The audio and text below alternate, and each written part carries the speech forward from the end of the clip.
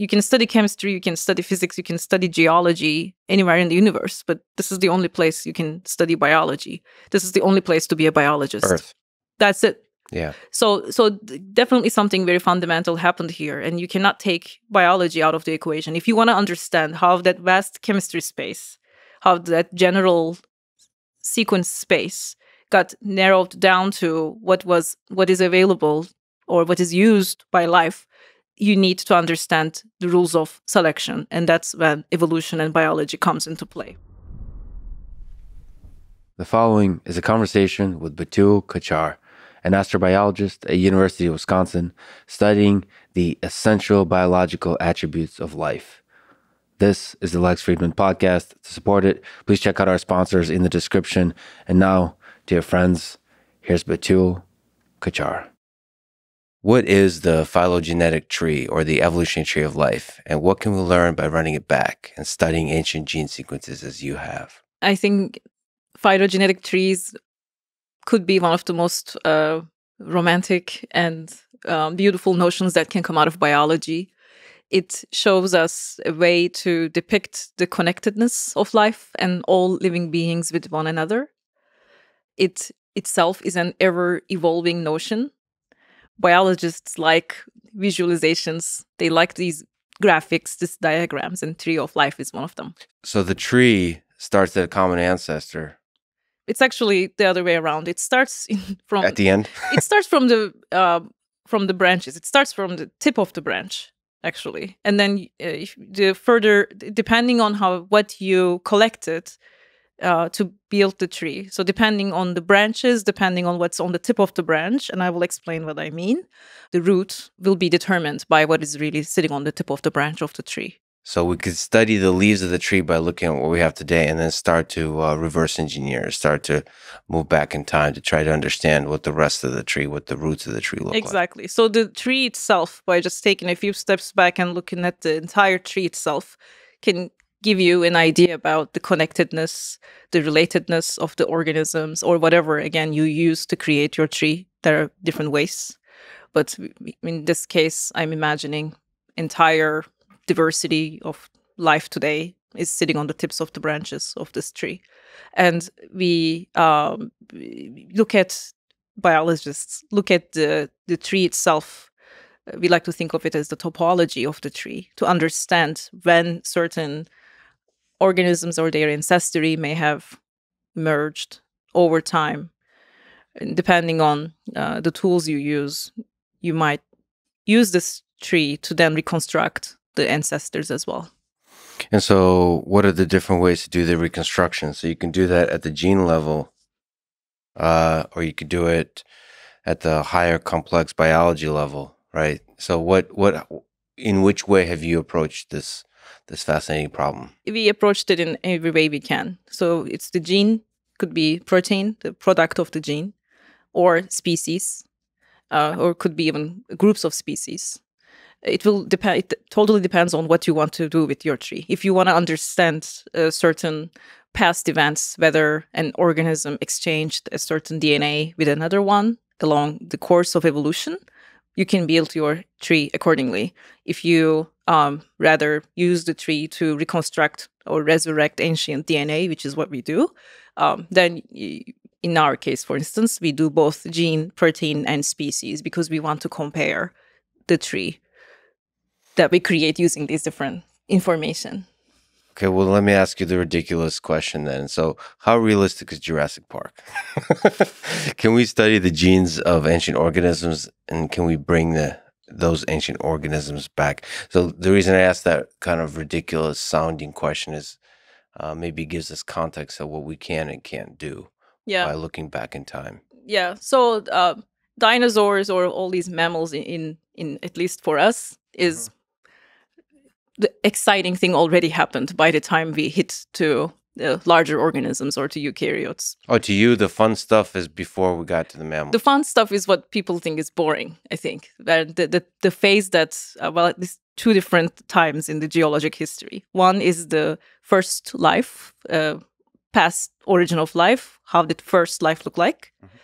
And the second is why do we think that over certain periods of geologic time, no significant innovation happened to the degree of leaving no record behind. So what do we not have a record of? Which part? So you say the fun stuff to you is after the origin of life, which we'll talk about. After the origin of life, there's single cell organisms. The whole thing with the photosynthesis, the whole thing with the eukaryotes and multicell organisms, and what else is the fun stuff? The whole oxygen thing, which mixes in with the origin of life. There's a bunch of different inventions, all that have to do with this primitive kind of looking organisms that we don't have a good record of. So I will tell you the more interesting things for us. Sure. One is the origin of life, or what happened right following the emergence of life. How did the first cells look like? And then pretty much anything that we think shaped the environment and was shaped by the environment in a way that it impacted the entire planet, that enabled you and I to have this conversation. We have very little understanding of the biological innovations that took place in the past of this planet.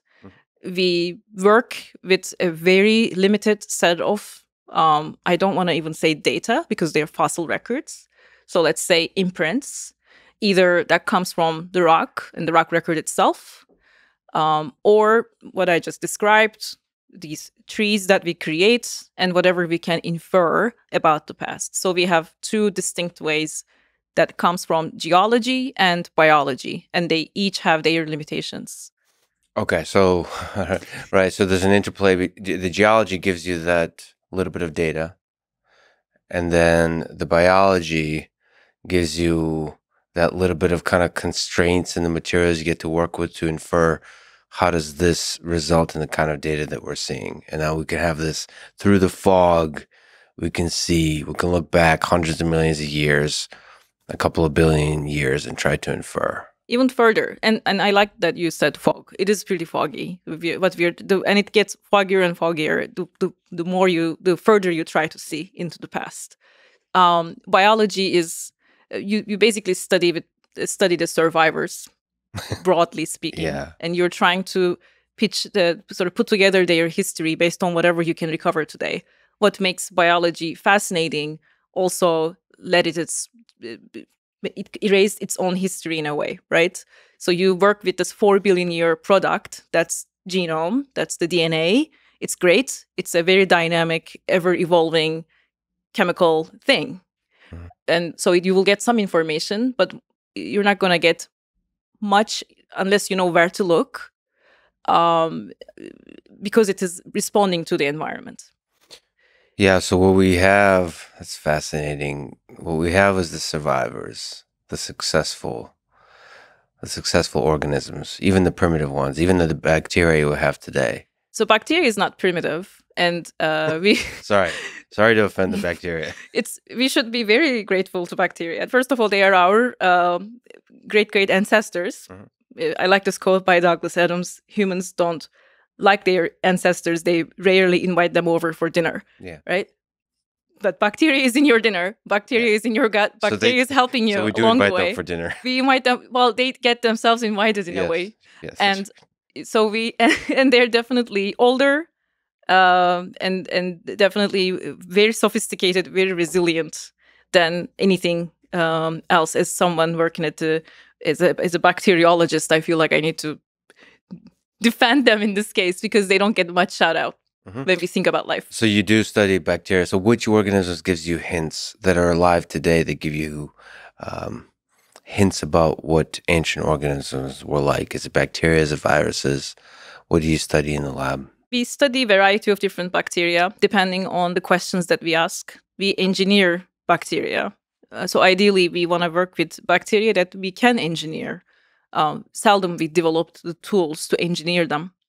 And it depends on the question that we are interested in. If we are interested in connecting the biology and geology to understand the early life and fundamental innovations across billions of years, there are really good candidates like cyanobacteria.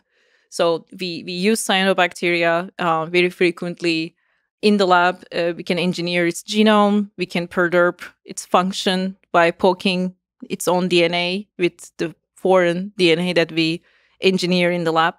We work with E. coli. It's the most simple in terms of model systems goes.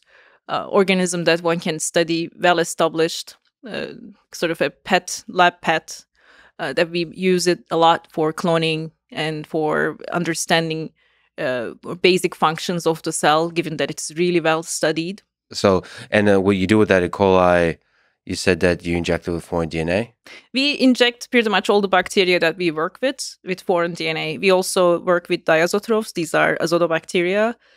They're one of the prime nitrogen fixers, nitrogen fixing bacteria. Can you explain what that is? Nitrogen fixing? Is the source of its energy?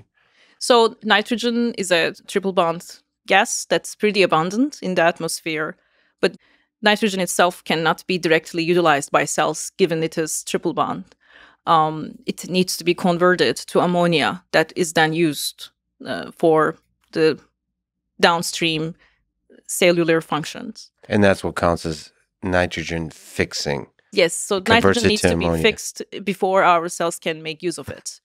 And it's no offense to nitrogen either. Well, it's actually a very important element. It's one of the most abundant elements on our planet that is used by biology. It's in ATP. It's in chlorophyll. That relies on nitrogen.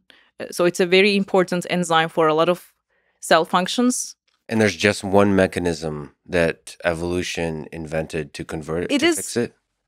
So far we know there's only one nitrogen fixation pathway, as opposed to, say, carbon. You can find up to 7 or 8 different carbon-based microbes invented to fix carbon.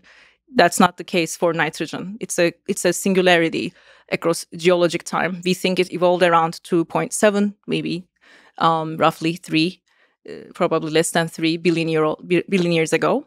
And that's the only way that nature invented to fix the nitrogen in the atmosphere for the subsequent use. Would we still have life as we know it today if we didn't invent that nitrogen fixing step? I cannot think of it, no. It's essential to life as we know. You and I are having this conversation because life found a way to fix nitrogen. Is that one of the tougher ones? If you put it sort of oxygen, nitrogen, carbon, what are, in terms of being able to work with these elements, what is the hardest thing? What is the most essential for life? Just to give context. Well, we think of this as the cocktail. You may hear what's in the cocktail? It's the schnapps, right? Carbon, hydrogen, oxygen, nitrogen, sulfur. So there are 5 elements that life relies on. We don't quite know whether that's the only out of many options that life necessarily needs to operate on, but that's just how it happened on our own planet. Mm-hmm. And there are many abiotic ways to fix nitrogen, and like lightning, right? Lightning can accumulate ammonia. Humans found a way about 100 years ago, I think around World War I, the Haber-Bosch process, that we can abiotically convert nitrogen into ammonia. Actually, 50% of the nitrogen in our bodies comes from the human conversion of nitrogen to ammonia. It's helped. It's the fertilizer that we use, urea, comes from that process. It's in our food. So we found a way to fix our own nitrogen for ourselves. Yeah, but that's way after the original invention of nitrogen. Absolutely. And without that, we wouldn't have all the steps of evolution along the way. Oh, absolutely. We tried to replicate in the most simplest way what nature has come up with, right? We do this by taking nitrogen, using a lot of pressure, and then generating ammonia. Life does this in a more sophisticated way, relying on one single enzyme called nitrogenase. It's the nitrogen that is used together with 8 electron donor and ATP, together with a lot of hydrogen.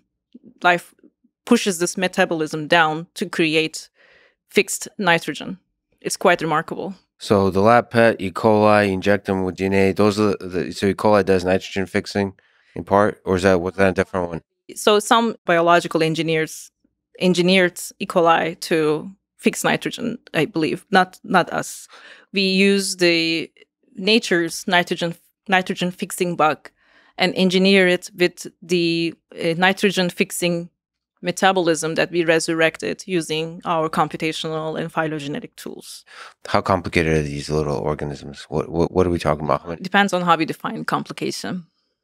Okay, so I could tell that you appreciate and respect the full complexity of even the most seemingly primitive organisms, because none of them are primitive. Okay, that said, what kind of what are we talking about? What kind of machineries do they have that you're working with when you're injecting them with DNA? So I will start with one of the most fascinating machineries that we target, which is the translation machinery.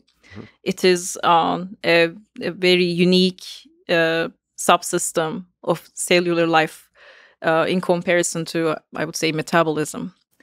And we used to, when we are thinking about cellular life, we think of cell as the basic unit or the building block. But from a key perspective, that's not the case. That one may argue that everything that happens inside the cell serves the translation and the translation machinery. There's a nice paper that called this that the entire cell is hopelessly addicted to this main informatic, computing, biological, chemical system that it is operating at the heart of the cell. Which is the translation? It is the translation. What's translation from what to what? So RNA to enzymes? It converts a linear sequence of mRNA into a later folded protein. That's when that's the core processing center for information for life. It has multiple steps. It initiates, it elongates, it terminates, and it recycles. It operates discrete bits of information. Itself is like a chemical decoding device. And that is incredibly unique for translation that I don't think you will find anywhere else in the cell that does this. So even though it's called translation, it's really like a factory that reads the schematic and builds a three-dimensional object. It's like a printer. I would divide it into actually even 4 more additional steps or disciplines than what would it take to study it by the way you described it. It's a chemical system. It's the compounds that make it up are chemicals. It's physical. It tracks the energy to make its job, to do its job. It's informatic. What is processed are the bits. It's computational.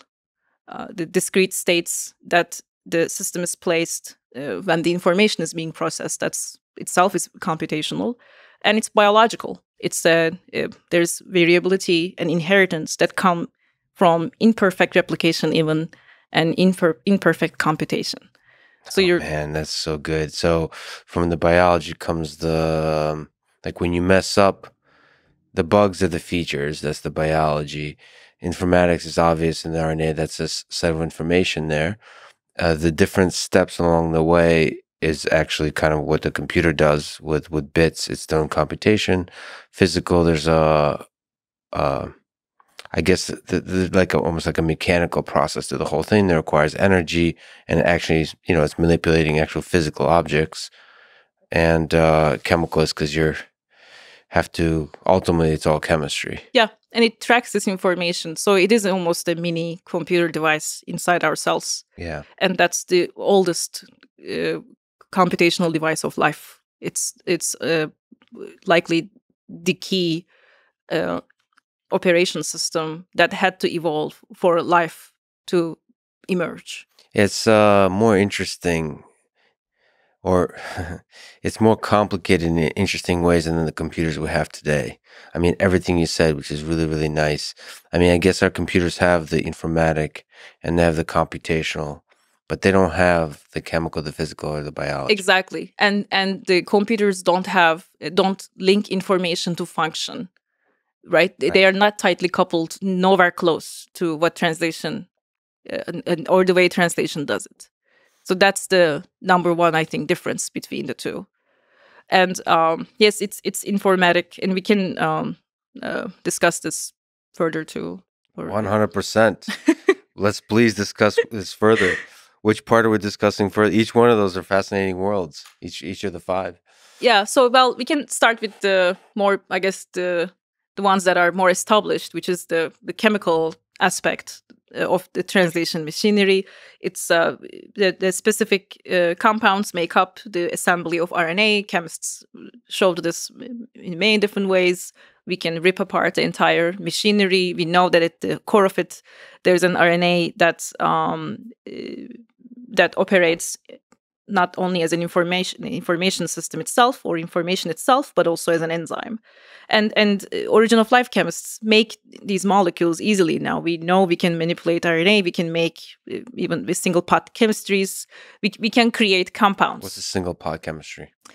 That's I would say when you add all the recipes that you know that will lead you to the final product. This is what original life chemists do: is they come up with this pot, they throw a bunch of chemicals in, and they try to they're basically chefs of a certain kind. I'm not sure if that's what they call it, but that's how I think of it, because it is all combined in a test tube, and you know the outcome, and it's very mathematical once you know the right environment and the right chemistry that needs to get into this container or this pot. You know what the outcome is. There's no luck there anymore. It's a pretty rigid, established input-output system, and it's all chemistry. So you actually wear a lot of hats. Is one of them origin of life chemist? My PhD is in chemistry, but I don't do origin of life chemistry. But you're interested in origin of life. Yes, absolutely. So some of your best friends are origin of life chemists. Just make sure that you have good chemist friends if you're interested in origin of life. Yeah, that's 100% requirement. It should be mandatory. Okay, so chemistry. So what else about this machinery that we need to know chemically? Well, chemically, I think that's it. You have enzymes, you have proteins. The enzymes are doing their thing. They know how to chew energy using ATP or GTP. They know what to do in their own way. They do their enzymatic thing. So it's not just the ribosome that is at the heart of the translation, but there are a lot of different proteins. You're looking at about 100 different components that compose this machinery. Well, let me ask maybe it's a ridiculous question, but did the chemistry make this machine, or did the machine use chemistry to achieve a purpose? So like, I guess there's a lot of different chemical possibilities on Earth. Is this translation machinery just like picking and choosing different chemical reactions that it can use to achieve a purpose? Or did the chemistry basically, like, there's like a momentum, like a constraint to the thing that can only build a certain kind of machinery?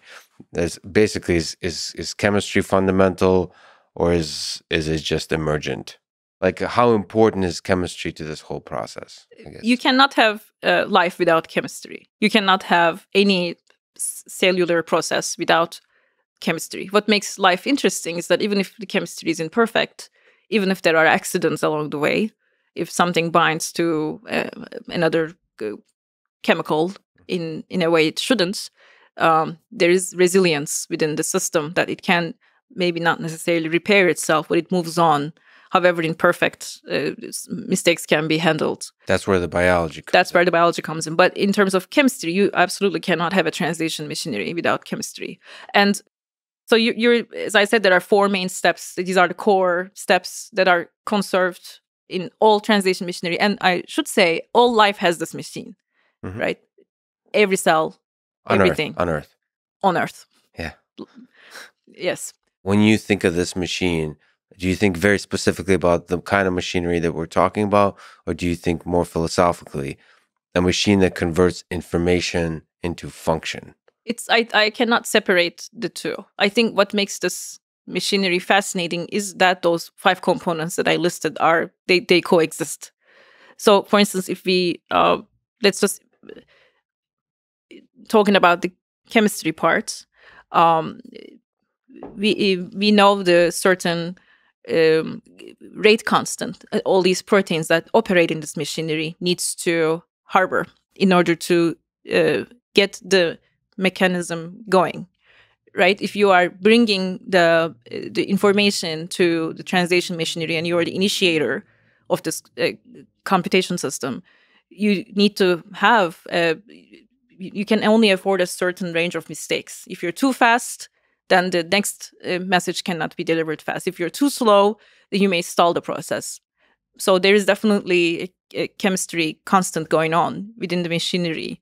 Again, it's not perfect, far from it, but they all have their own margin of error that they can tolerate versus they cannot. Otherwise, they collapse. The system collapses. So it's like a jazz ensemble, the notes of the chemistry, but you can be I a like little that offbeat. you said jazz. It's definitely true. It's a party, and it's like everybody's invited, and they need to operate together, right? And they and what's really cool about it, I think, or there are many things that are very interesting about this thing. But if you remove it from the cell and put it in a cell-free environment, it works just fine, right? So you can get cell-free translation systems.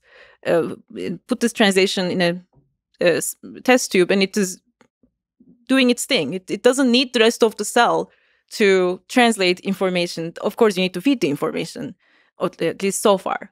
But because we are far from evolving a translation, maybe not so far, evolving a translation in the lab or a machinery that can process information as it generates it. We have not done that yet. It's a pretty complicated machinery, so it's hard for those origin of life chemists to find a pot that generates. Because it's far more than chemistry. You need biology, obviously. You need biochemistry. You need to think as a network systems folk. You need to think about computation. You need to think about information, and that is not happening yet. Except we are trying to bring this perspective. But the more you understand how information systems work, you cannot, once you see it, you cannot unsee it. It's one of those things. So, but you can still rip it out and the chemistry happens. Yes. And chemistry can happen even with, even if you strip some of the parts out. It can, you can get very minimal level of information processing that does not look anything like the translation that cells relies on, but chemists showed from linear, you can generate information that arrives to a processing center in the form of a linear polymer. But the informatic part of this system that I think sets it apart from computation and from metabolism comes in if you think about the information itself, right? So we have 4 nucleotide letters that compose DNA, and they are processed in the translation in triplets. So you have in triplet codon fragments. So you have 4 times 4 times 4. So you have 64 possible states that can be encoded by 4 letters in 3 positions. Mm-hmm. All right. So it's so amazing. Yeah. It's so amazing. There is only one code that says start. That there's only one. And then there's 2, if not 3, that says stop. So that's what you work with. But you can have 64 possible states, but life only uses 20 amino acids.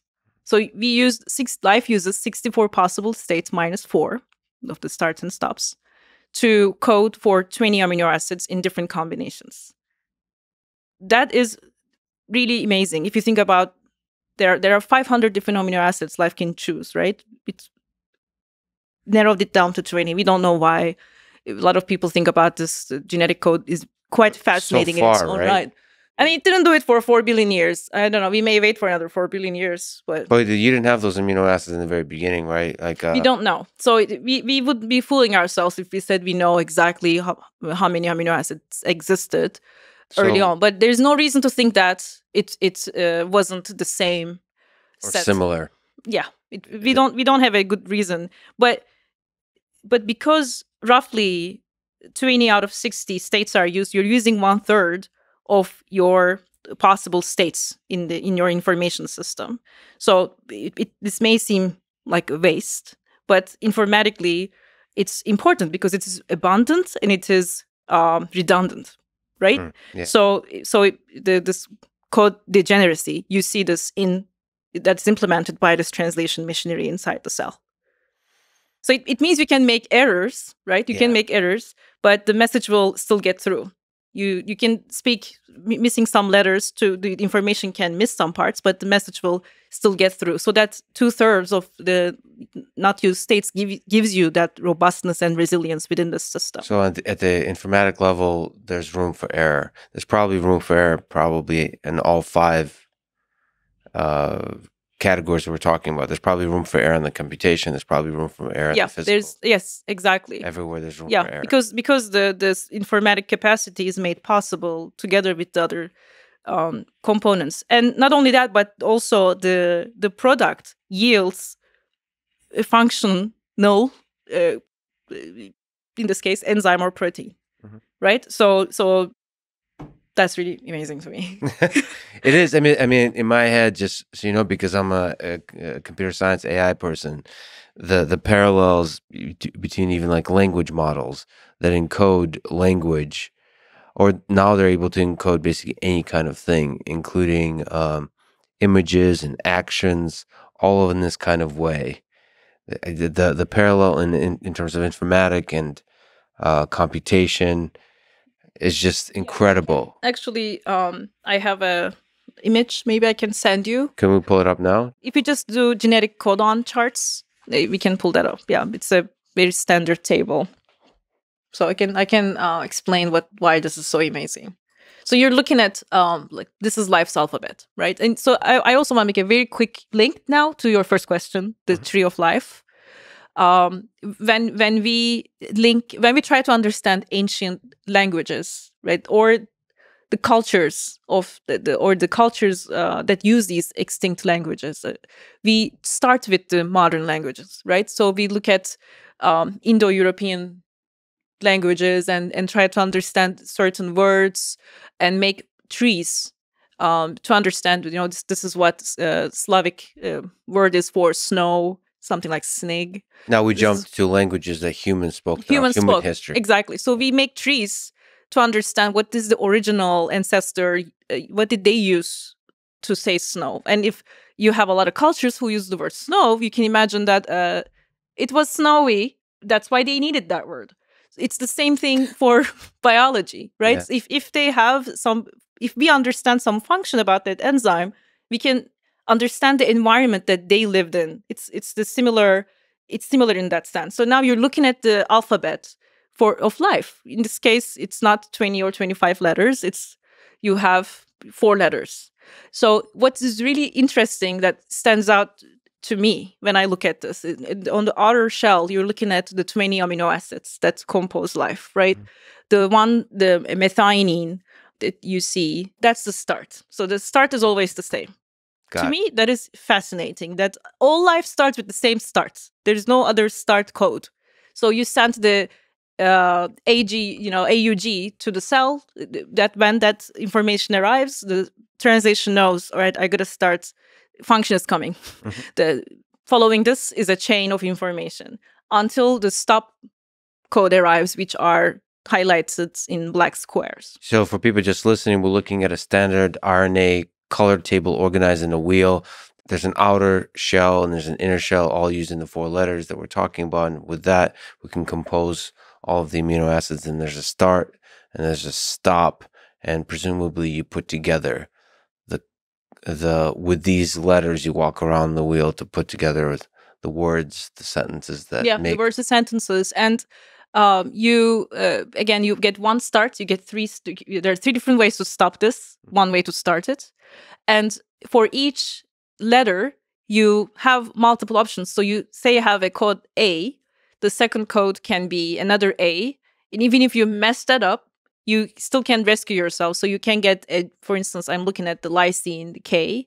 You get an A, and you get an A, and then you get an A, that gives you the lysine, right? But if you get an A, And if you get an A and get a G, you still get the lysine. So there are different combinations. So even if there's an error, we don't know if these are selected because they were erroneous and somehow they got locked down. We don't know if there's a mechanism behind this or we certainly don't know this definitively. But this is the informatic part of this. And notice that the colors, and in some tables too, the colors will be coded in a way that the type of the nucleotide can be similar chemically. But the point is that you will still end up with the same amino acids or something similar to it, even if you mess up the code. Do we understand the mechanism, how natural selection interplays with this resilience to error? So, like which errors result in the same output, like the same function, and which don't, which actually results in a dysfunction, and which are... We understand to some degree how translation and the rest of the cell work together. How an error at the translation level, this is the really core level, can impact entire cell. But we understand very little about the evolutionary mechanisms behind the selection of the system. It's thought to be as one of the hardest problems in biology, and it is still the dark side of biology. Even though it is so essential. So this is, you're looking at the language of life, so to speak, and how it can found ways rather to tolerate its own mistakes. So the entire phylogenetic tree can be like deconstructed with this wheel of language. Because all the final letters, that's the 20 amino acids, that's our alphabet. Yeah. They are all brought together with these bits of information, right? So when you look at the genes, you're looking at those 4 letters. When you look at the proteins, you're looking at the 20 amino acids, which may be a little easier way to track the information when we create the tree. So using this language, we can describe all life that's lived on Earth. I wish. One perspective. We are not that good at it yet, right? So in theory, this is one way to look at life on Earth. If you're a biologist and you want to understand how life evolved from a molecular perspective, this would be the way to do it. And this is what nature narrowed its code down to. So when we think of nitrogen, when we think of carbon, when we think of sulfur, it's all in this. That all these nucleotides are built based on those elements.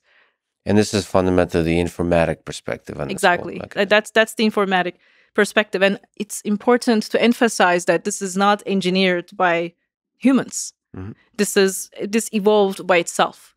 Like, right. Humans didn't invent this just because we're just describing, we're trying to describe the language of life. It appears to be a highly optimized chemical and information code.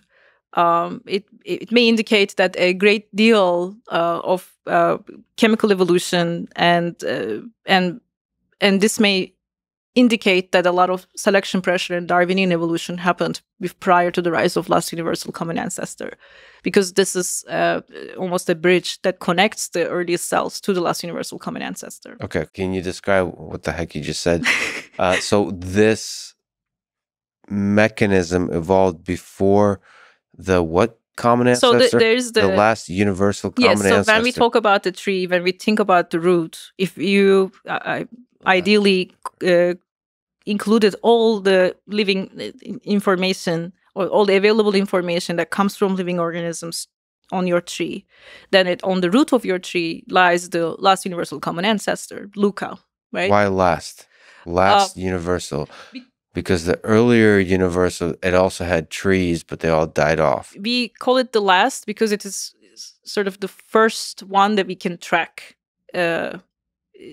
Because we don't know what we cannot track, right? There was one organism that started the whole thing. It's more like I would think of it as more like a population, a group of organisms than a single. Hold on a second. I tweeted this, so I want to know the accuracy of my tweet. All right.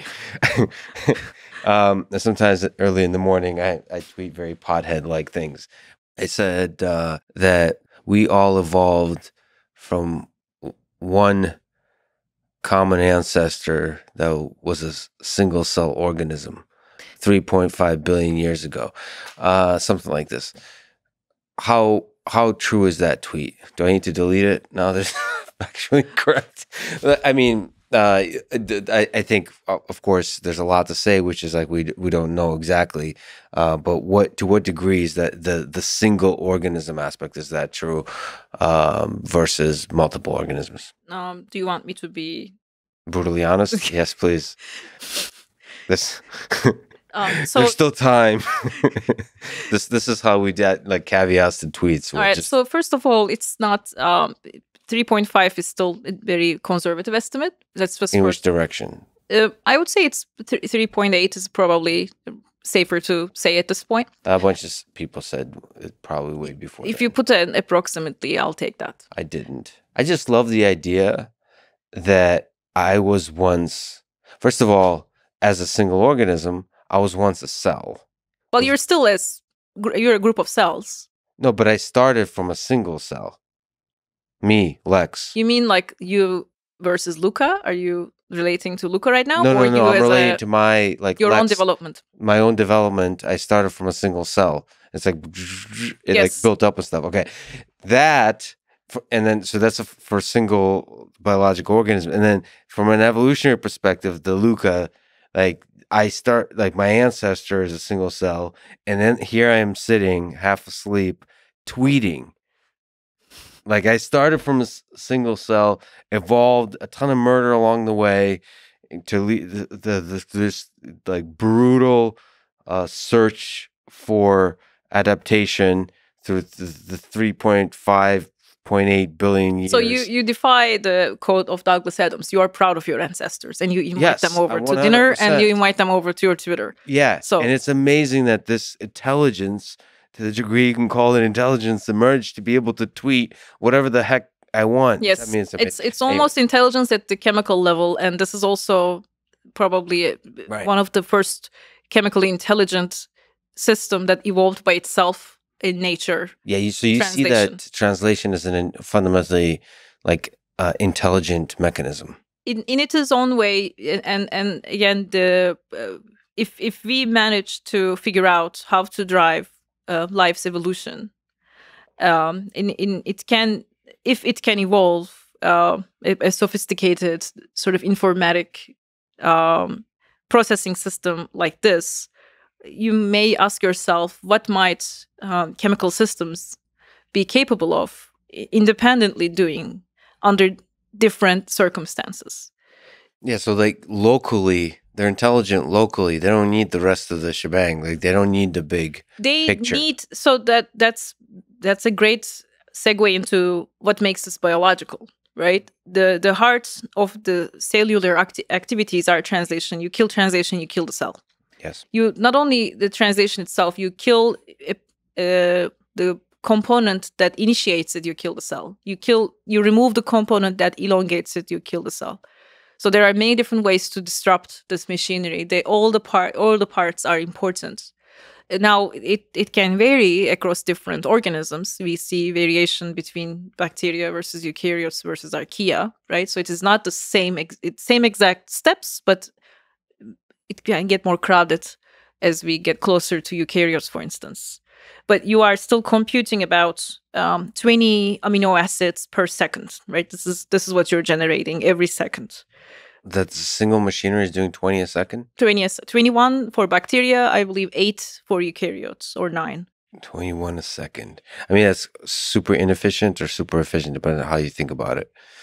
I think it's great. I mean, I can. Yeah, but it's way slower than a computer could generate through simulation. I think if you can show me a computer that does this, we are done here. Well, this includes the 5 things, not just, but I could show you a computer that's doing the informatic, right? Yes, you can show me that, but you cannot show me the one that has all. For now. I will ask you about probably what AlphaFold, right? I think the more we learn about, and this is why early life and origin is also very fascinating and applicable to many different disciplines. There's no way you see this the way we just described it unless you think about early life and early geochemistry and earliest emergent systems. But going back to the biological component, all of these attributes that we think about life or that we associate with biology stems from translation and as well as metabolism. But I see metabolism as a way to keep translation going, and translation keeps metabolism going. But translation is arguably a bit more sophisticated process for the reasons that I just described. So metabolism is a source of energy for this translation process. It's a way to process materials, and it is inherently dynamic, and it is flexible, but it is not focused on repetition as translation does. So that's the main difference. Translation is the kind of, in a way, just it repeats, right? So you have the metabolism that can synthesize materials, creates or benefits from available energy, and again, it's a dynamic system. And then you have computation that is inherently repetitive, right? Needs to carry out repetitive processes, it does the tasks, and it implements an algorithm, but it is not dynamic. So you see both of those attributes in translation combined. It is repetitive, and it is dynamic, and it also processes this information. So they are fundamentally different. I don't know if you can get life if you don't find a way to process the information around you in a repetitive, dynamic way. Yeah, and somehow that's what got selected. Maybe not selected. I don't know if it was accidental, but that's what it seems to be conserved for 4 billion years. That's what life established upon. What's the connection between translation and the self-replication, which seems to be another weird thing that life just started doing, wanting to just replicate itself? I think when we truly understand the answer to that question, we may have just made ourselves life, right? I don't think we know quite how translation machinery as a whole fits into the equation, because we try to understand ribosomes, RNA, how the linear information is processed, or the genetic code, why this codons, not others, why 20, not more, not less. And we are sort of moving towards translation. That's what we are working on anyway, to finally look at the patterns in which this system operates itself. And if you understand that, you're really unlocking a very emergent behavior. One of the things you didn't mention is physical. Is there something to mention about that component that's interesting? There's actually a paper published in 2013. I want to say the first author is Zirnov. So they surveyed a computational engineered systems level computation energy consumption. Okay. And they tried to understand whether the universe is using its own, or life is using its full capacity of energy consumption, and whether if different planets in the universe had life, would the capacity would increase or decrease? Does life operate at its energy maximum? And they think that it does, that it actually operates at an efficiency that is far more above and beyond any computational system. How is that possible to determine at all? That you tell me. That's why I dropped the citation. Yeah. I found the citation. It's quite an interesting paper. It's a bit, it's a obviously you can only calculate and infer these things, but it's a good question to ask. Is the life that we see here on Earth and life elsewhere in the universe, is it using the energy most efficiently? Yeah. It seems to be very efficient. I mean, again, if we compare to computers, it seems to be incredibly efficient at using energy. I think they look at the theoretical optimum for electronic devices. Got it. And then try to understand where life falls on this, and life is certainly more efficient. And that's ultimately the physical side. How well are you using for this entire mechanism the energy available to you? And so given all the resilience to errors and all that kind of stuff, it seems that it's close to its maximum. Yep. And this paper aside, it does seem that life, obviously, that's the constraint we have on Earth, right, is the amount of energy. Yeah. So that's one way to define life. well, the input is energy and the output is what? I don't know. Self-replicating. Wait, okay, let's go there. How do you personally define life? Do you have a favorite definition that you try to sneak up on?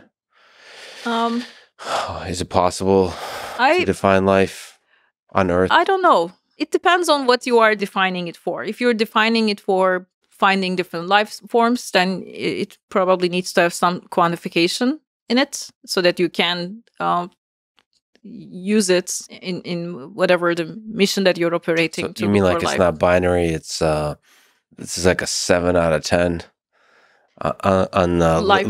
Lifelessness. I don't know. I don't think that defining is that essential. I think it's a good exercise, but I'm not sure if we need to agree a universally defined way of understanding life.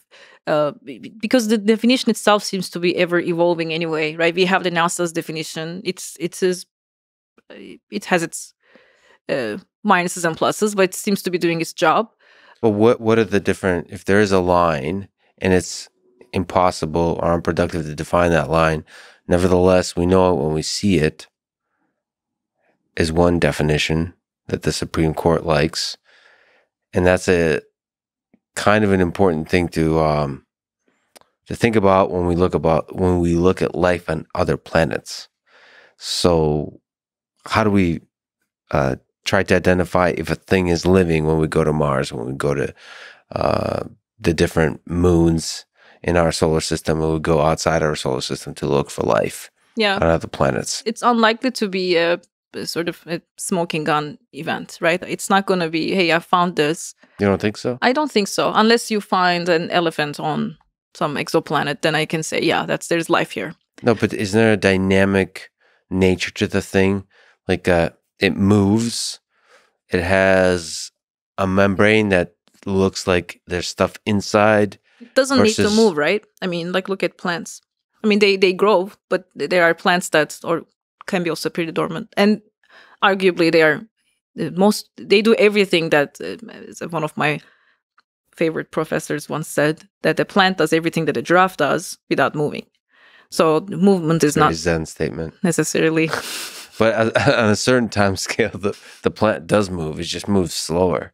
Yes, it moves pretty. I would say that I'm it's hard to quantify this or even measure it, but it is life is definitely chemistry finding solutions, right? So it is chemistry exploring itself and maintaining this exploration for billions of years. So a planet is a bunch of chemistry, and then you run it and say, all right, figure out what cool stuff you can come up with. That's essentially what life is.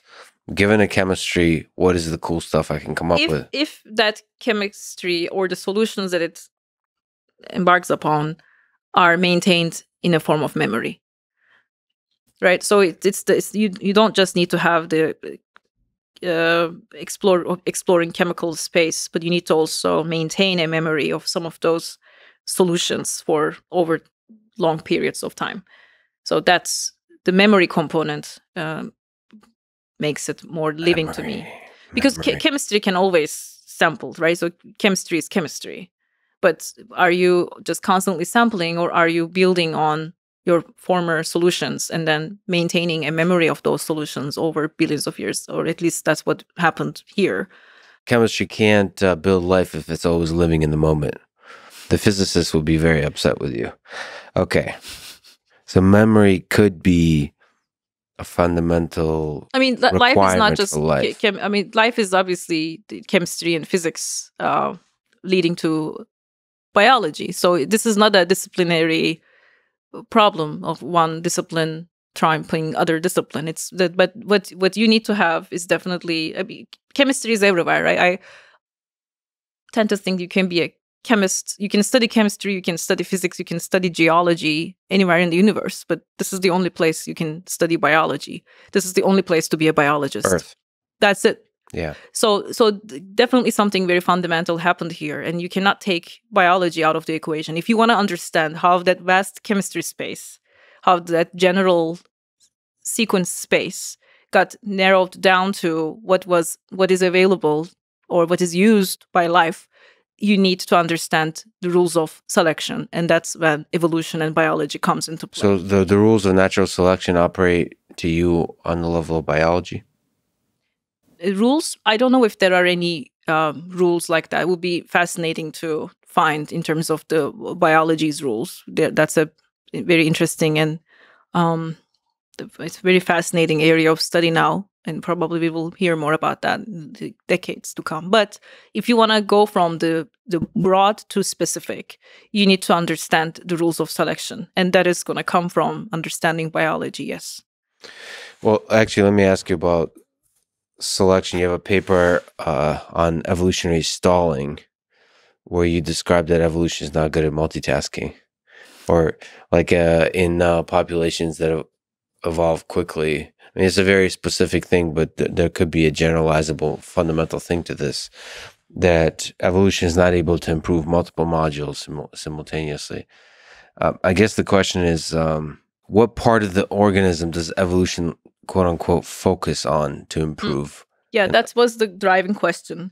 We meddled with the part where you shouldn't be messing up with translation. This is the... Should or should not?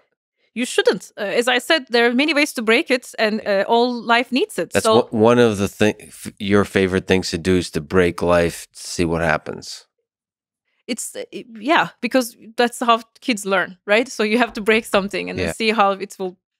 Then you do it over and over again to see if it will fix itself in the same ways. Yeah. So it's our, I don't know, it's the most fundamental properties of ourselves as human beings. So if we shouldn't break translation, then we should try to break it. Yes. To see how it will repair. So which part did you break? I broke elongation. So what's the role of elongation in this process? So we have 4 steps of the translation: to initiate, elongate. So to elongate the chain of the information chain that you're now creating, the peptide chain, or let's say broadly polymer chain. And there's the termination step, and there's the recycling. So all of these steps are carried out by proteins that are also named after these steps. Initiation is the initiation factor protein. Elongation is the elongator protein. We broke elongation. So the starting codon could still arrive to where it's supposed to go, but the following information couldn't get carried out because we replaced elongation with its own ancestral version. So we inserted roughly a 700 million year old elongation factor protein after removing the modern gene. So we made this ancient modern hybrid organism. And that essentially creates in some way the ancient version of that organism. I wouldn't say so. It's a hybrid organism. It's not necessarily because the rest of this cell, the rest of the genome is still modern. Mm-hmm. And that goes back to the difference between Jurassic Park. There are many differences, obviously, given that this is not fiction, we're doing it. But also, we are not necessarily... I think in Jurassic Park, they are taking an ancient... they find an ancient organism and then put a modern gene inside the ancient organism. Mm-hmm. In our case, we are still working with what we got, but putting an ancestral DNA inside the modern organism. So you're like taking a new car and putting an old engine into it? In a way, yeah. Yes. And seeing what happens. Yes, but in our case, it's more like a transformer than just a regular car. It is doing things. So it's a more complicated organism than just a car. Okay. Yeah. I got it. So what does that teach you? We wanted to understand multiple things. One is how does the cell respond to perturbation? And we didn't just put the ancient DNA. We inserted, we sampled DNA from currently existing organisms, so the cousins of this microbe, mm-hmm. And collected DNA sequences from the cousins as well. So both ancestor and the current cousin DNA, so to speak, and engineered all of these things to the modern bacteria and generated a collection of microbes that either have the ancient component or the variant elongator component that still alive today, but coming from a different part of the tree. So you broke elongation. Was that something you did as part of the paper on evolutionary stalling to try to figure out how evolution figures out what to try to improve? Did that help? Yes, because we were not supposed to mess with the translation. That's exactly what we did. Mm-hmm. And we altered elongation by changing it with different versions of elongation that are either coming from species that still are around today. You can imagine them as sitting on the tips of the tree near far branch, to compare to the organism that we're working with, distant cousins, as well as the ancestors of the bacteria that we are now modifying. How much different variation is there in that elongation step? Like, what are the different flavors of elongation? That's a very good question. So mechanistically or mechanically, it's the same. It's very conserved. So all life elongates the same way. It's nothing but a shuttle. You just carry the chemical with you, the bit, to the heart of the machine. Is that essentially doing like a copy-paste operation? It has its tail that's attached to the code, which is then carried biochemically to the linear chain to the core of ribosome. And it sits on there. It releases, and the peptides click, the codes rather click. Once that chemistry that's at the tail end occurs, the protein leaves the center. So you can imagine it's like it hops in there and hops out. Mm-hmm. And when it hops and hops out, it leaves the information behind. That's all it does, is bring the information, get out of there. And it's all triggered by biophysics, biochemistry, because of the way the enzyme chews energy, in this case GTP, how the phosphor leaves the center, that gives the additional kick to the enzyme to leave the center. So which parts are different then? Where's the flavors of different flavors of elongation? Usually the parts that matter don't change over time. Nature conserves the sites of these proteins that are important for its job. If there's a difference, then we want to know, especially if there's a difference between two cousins, and we look at the sites that interact with the most important parts of this machinery. If we see any difference, we tend to mutate, or we engineer that part, we alter that part, because it gives us a clue that there must be something interesting going on here or not. Okay, so that's not the fundamental part of the machinery, but it's some flavorful characteristic that you can play with. So now you stripped the machinery down to its parts, and now you are looking at the parts of the parts. Okay. And it depends where you're looking and how you're looking and what you're looking at. But usually we see up to 70% level conserved identity across all modern versions. When you travel back in time, the identity decreases. So elongation likely existed. We have good reason to think that it existed at the dawn of life. So you're looking at a 3.8 billion year old mechanism. And when we look at the ancestors that we resurrect, we see about 40% identity. So the identity definitely decreases as you go back in time, but still 60% shared information over 4 billion years is pretty good. Is that just for elongation or for the entire translation? Depends on what you do. So for initiation, we've also recently published this. It's a different story. But overall, you see high level of identity that is kept intact, especially if the component is essential for life. Okay, so 40% and 60%, 70% you said, but like from generation to generation, how does evolution, and presumably that's what that paper is looking at, is the parts of the parts. Yeah. How does it able to say, like, mess with the parts and try to come up with a cooler, improved version of the organism? Yeah, so let me describe to you what we did in that experiment. We took we took bacteria. We perturbed the elongation in all of these with different variants. So we had an initial set of a group of bacteria that we had. We then subjected these bacteria to evolution in the lab. All right. So we first of all, we knew we broke it, because upon engineering, we measured what's going on with the cell. It's not growing as well. They're not healthy. We can see it with our eyes. We can measure it. That if they were generating an offspring every 20 minutes, now it is 40 minutes, right? So we really messed them up. They don't want to work with this thing. They don't want each other, but they need each other. So we created that situation for them, which is good because we want to see how we wanted to see how they will cooperate with each other to fix this problem, because we know that that's not the condition that they want to live in, especially when they know what they can do. So with that, we subjected these organisms to evolution in the lab.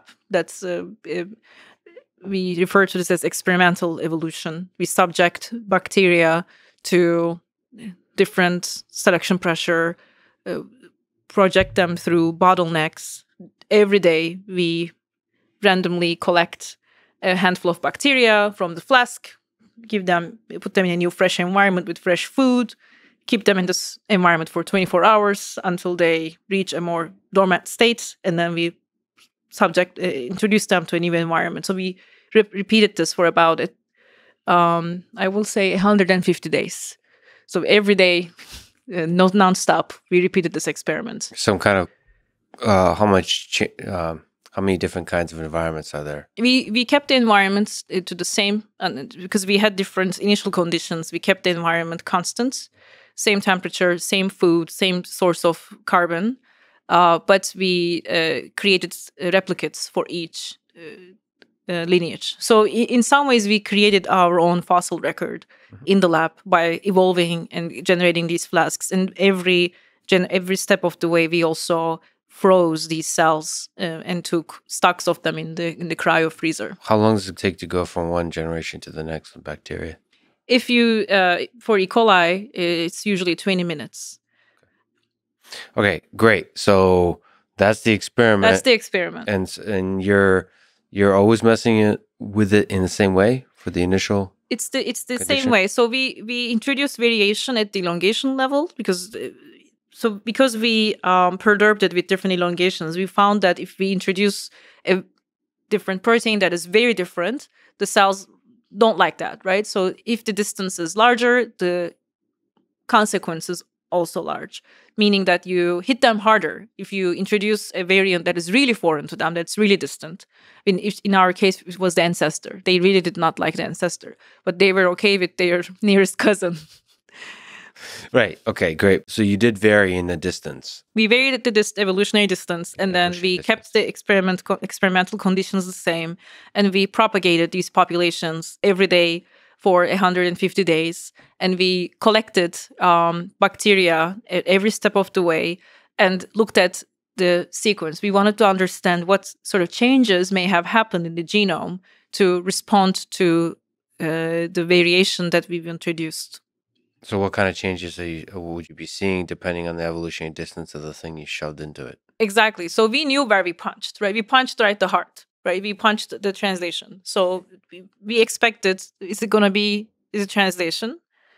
Are we going to see a change? Will translation respond to this by fixing itself right away? Mm-hmm. Or will it be another, outside of translation, something completely different, a different module? Because translation itself is a module. Or will it be within elongation, a really sub-protein level thing? So we had a strategy to identify the mutational pathways by categorizing what we expected to find or where. Okay, so why does it not do multitasking? Why is it not improving multiple things at the same simultaneously? It turned out that what we observed in general is that, first of all, the harder we hit the cells, the more likely they were to respond by changes right at where we hit it. When you say hit it, you mean like changing something about I like to think of it as hitting because I like to think as breaking the cell, right? I mean, not breaking enough to kill it, but because they're still alive, they're not doing their job well. So the bigger the evolutionary distance of the thing you put in there, the harder the hit is how you think about it. The bigger the hammer. Exactly. Do you hit it with? Okay. That's what it turned out to be, because that's what the data told us, that if the variation is higher, then the consequences will also be higher, in the sense that the cells will not grow as healthy compared to a variant that is coming from a near or a variant that is coming from a near evolutionary distance. Is it wrong to think of this kind of hitting as akin to a mutation, or no? What are we supposed to learn from this hitting? Like how the thing evolves after it's being hit in this way? What does that teach us? Because we see translation machinery as almost it is so conserved and so essential. It is not even clear whether we can remove some of the parts or whether the entire translation will need all of the same parts in the same efficiency. Mhm. We don't understand the rules of this machinery. So the first thing we want to understand is that what is the resilience? What are we really talking about here when we talk about you cannot mess with this translation? Is this true? Because it is so conserved and so similar and functions in the most conserved ways, that was the first thing that we wanted to understand. Did you learn anything interesting about the resilience at the chemical, physical, informatic, computational? No, I wouldn't say that. In the biological level, yes, because we found that the different modules started responding to the changes that we've introduced, and that we could never recover the translation as effectively as it used to be, so that it never reached to its optimality, that it was always suboptimal. It needed, say, one more mutation perhaps to get there. It accumulated 4 mutations. We did a lot of experiments to understand this, of course. It was accumulating mutations. It was getting better at its task. Maybe it needed a couple other mutations to get really good at it, but somehow those mutations never happened.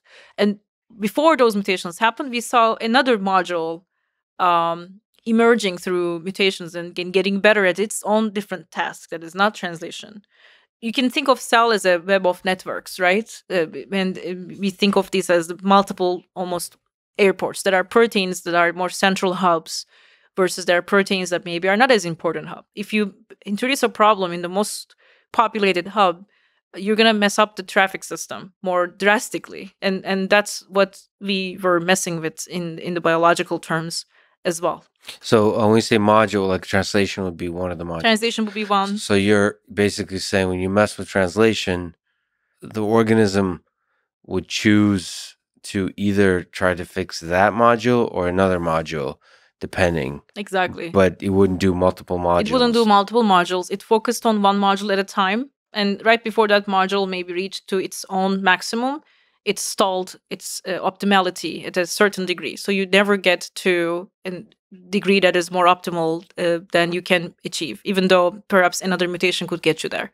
Since you messed with the translation, from a sort of optimal perspective, wouldn't it make sense for the cell to try to start fixing the translation? That's exactly what we thought, and it was not the case for all the broken translation machineries. For instance, if the variant was coming from a near ancestor, that didn't happen. It was almost cruising around, trying different modules and sort of living its best life still, without because there's no real urgency in the system to fix the most important problem. And there's also not a direction. Maybe to you it's obvious that's the problem, but to the cell, maybe you're the problem. I'm living, like you said, my best life. Like I guess that's the thing about evolution is we don't know what the right direction to. Yeah, it's almost like you can imagine that you have this messy closet, and you go on.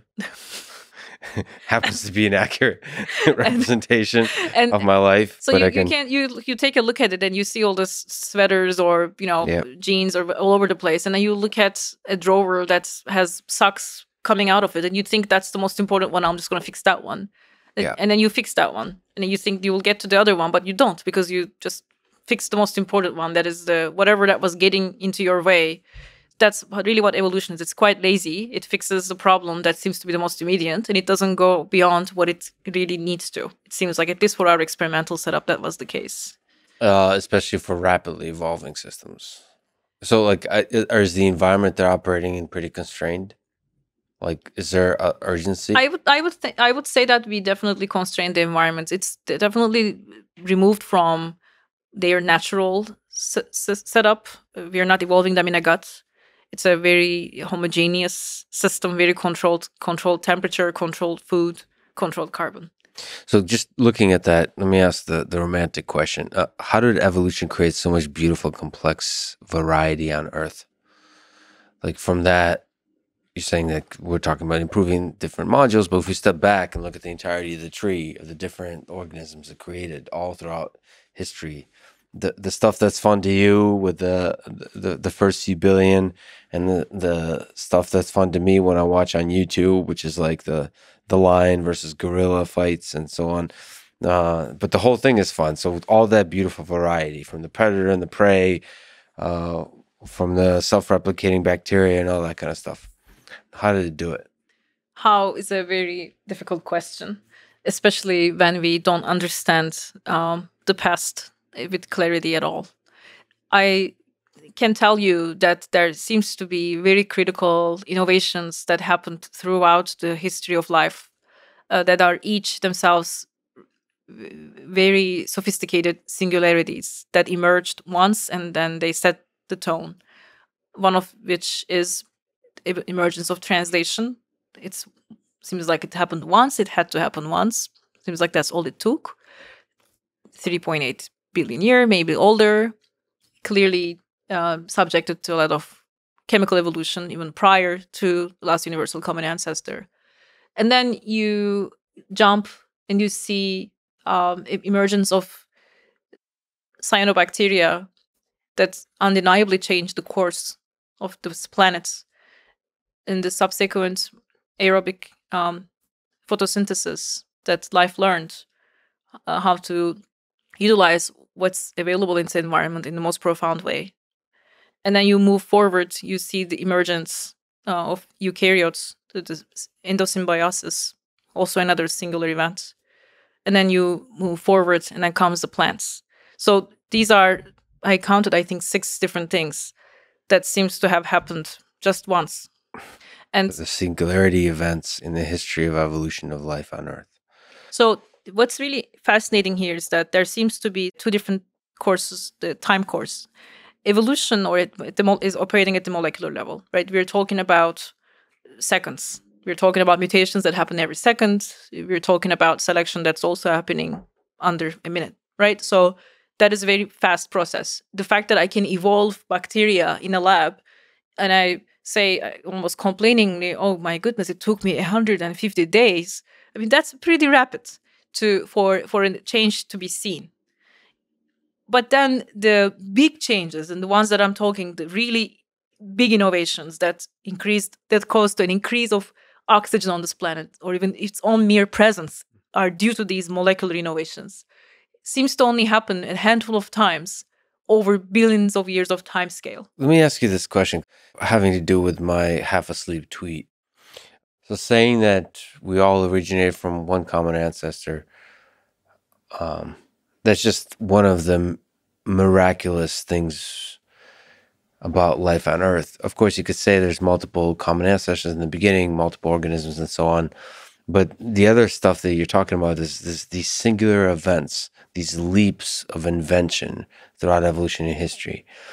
Now, there's a bunch of people who were commenting, a bit surprising to me, who were basically skeptical of this idea. The idea of? Well, I would say evolution, honestly. The process of evolution. But when you just actually focus in on like, holy crap, eukaryotes were invented. Holy crap, photosynthesis was invented. Like, those are incredible inventions. And also, we can even go to Homo sapiens, like intelligence. Like, where did that come from? There's these mysteries. I think where that skeptical comments were coming from were also just a general skepticism of science. I think from the pandemic, people, maybe a failure of institutions and so on, there's been a growing distrust of science. And it's not so much that it's anti-evolution, it's more of a stepping back and saying, wait a minute, maybe scientists don't have it all figured out. And I think to steelman that case is almost a step back and to realize there's so much mystery to each of these leaps. So it makes you wonder, is there something that in 100, 200 years we'll figure out that we totally don't understand yet? Like some, I talked to a bunch of people about another mystery, which is consciousness, right? And there's people called panpsychists who believe consciousness is one of the fundamental laws of the universe. So there could be, like we have laws of physics, there could be something that's like a consciousness field or something that permeates all matter. And so like there might be, it's kind of like Newtonian physics versus general relativity. Like we have a good understanding of how things happen, but we need another layer of understanding to fill in the gaps of the mysteries of it all. And that sort of is a sobering reality that maybe there is something we really deeply don't understand. Do you have a sense of where the biggest mysteries here are? Is it at the origin of life itself? Is it the leaps that we're talking about? So you see the beauty. You're fascinated about the translation mechanism. What are the deep mysteries there to you? We are nothing but chemical systems capable of formulating or answering questions about our own existence. Right. We humans or all of life, you think? Oh, Humans. No. Humans are. I mean, the fact that we even have this conversation about our place in the universe is at least to our knowledge, is quite specific to our own chemical species. But yeah, it's kind of wild. We're introspecting on our evolutionary history, and we're just a couple of organisms. Yes, and with like another organism listening to this, and like their mind blown. There's like 3 organisms, 2 of them talking, and the third one's like, "Holy shit."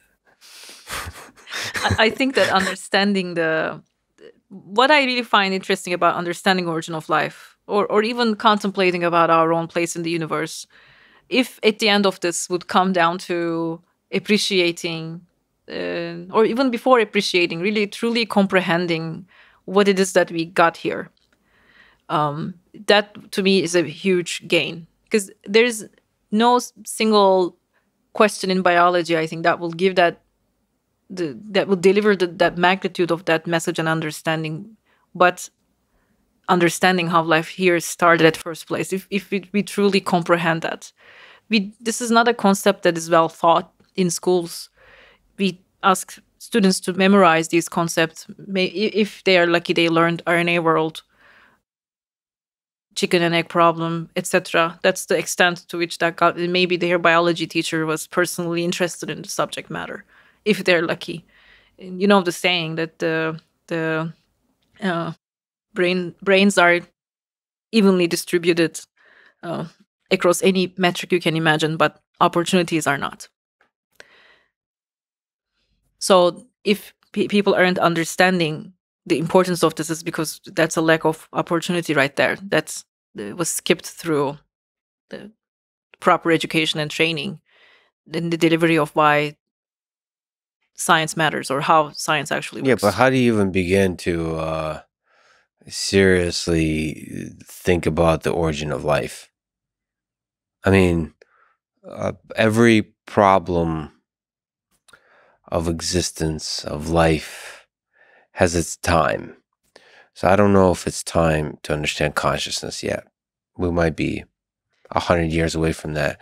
The origin of life, I don't know if it's time for us to understand that yet. Maybe we need to solve so many more problems along the way. And it's not a competition of problems, right? So there are all kinds of problems, and it takes a lot of people to make the world. So you will always have some interesting brain going after an interesting problem to their own. The issue here is that we need to, first of all, understand that what we have going on this planet is pretty good. Good planets are hard to find. If we are alone in the universe, that's huge. We need to take care of what we got here. And we are incredibly vulnerable to the changes that our own species also helped create at the biosphere, at the ecosystem level.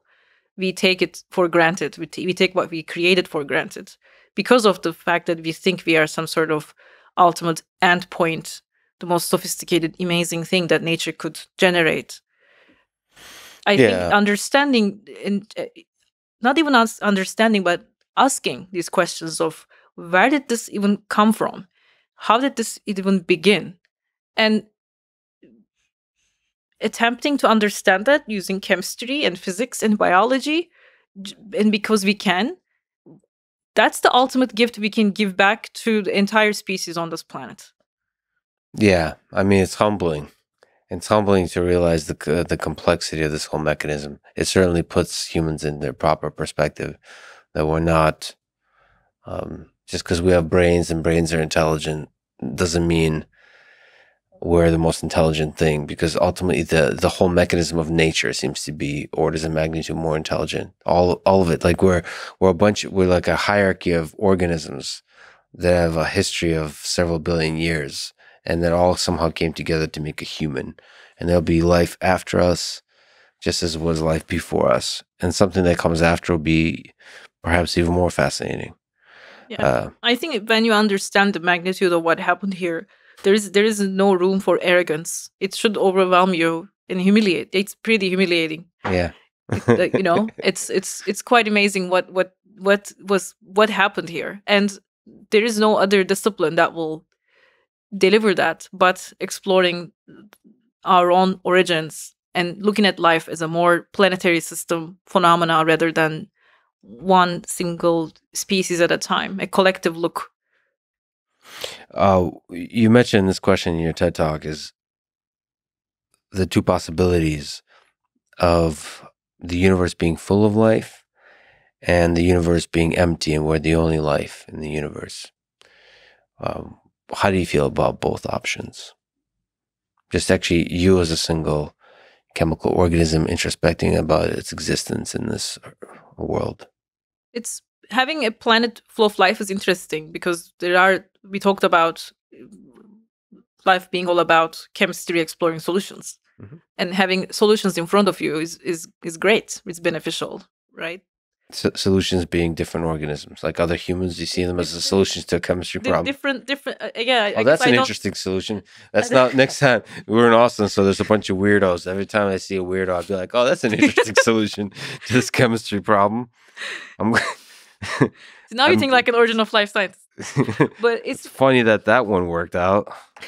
Let's see where else it goes. But having this emptiness and the unpredictability of uncovering a novel solution can also have its own benefits, and we should be open to what other solutions might be out there and exploring those solutions. Oh, to different chemistry problems. So that's what you see. Problems. You see the other planets out there as different chemistry problems. To their own local environment, yes. So how many chemistry problems have solutions that are lifelike to you out there in the universe?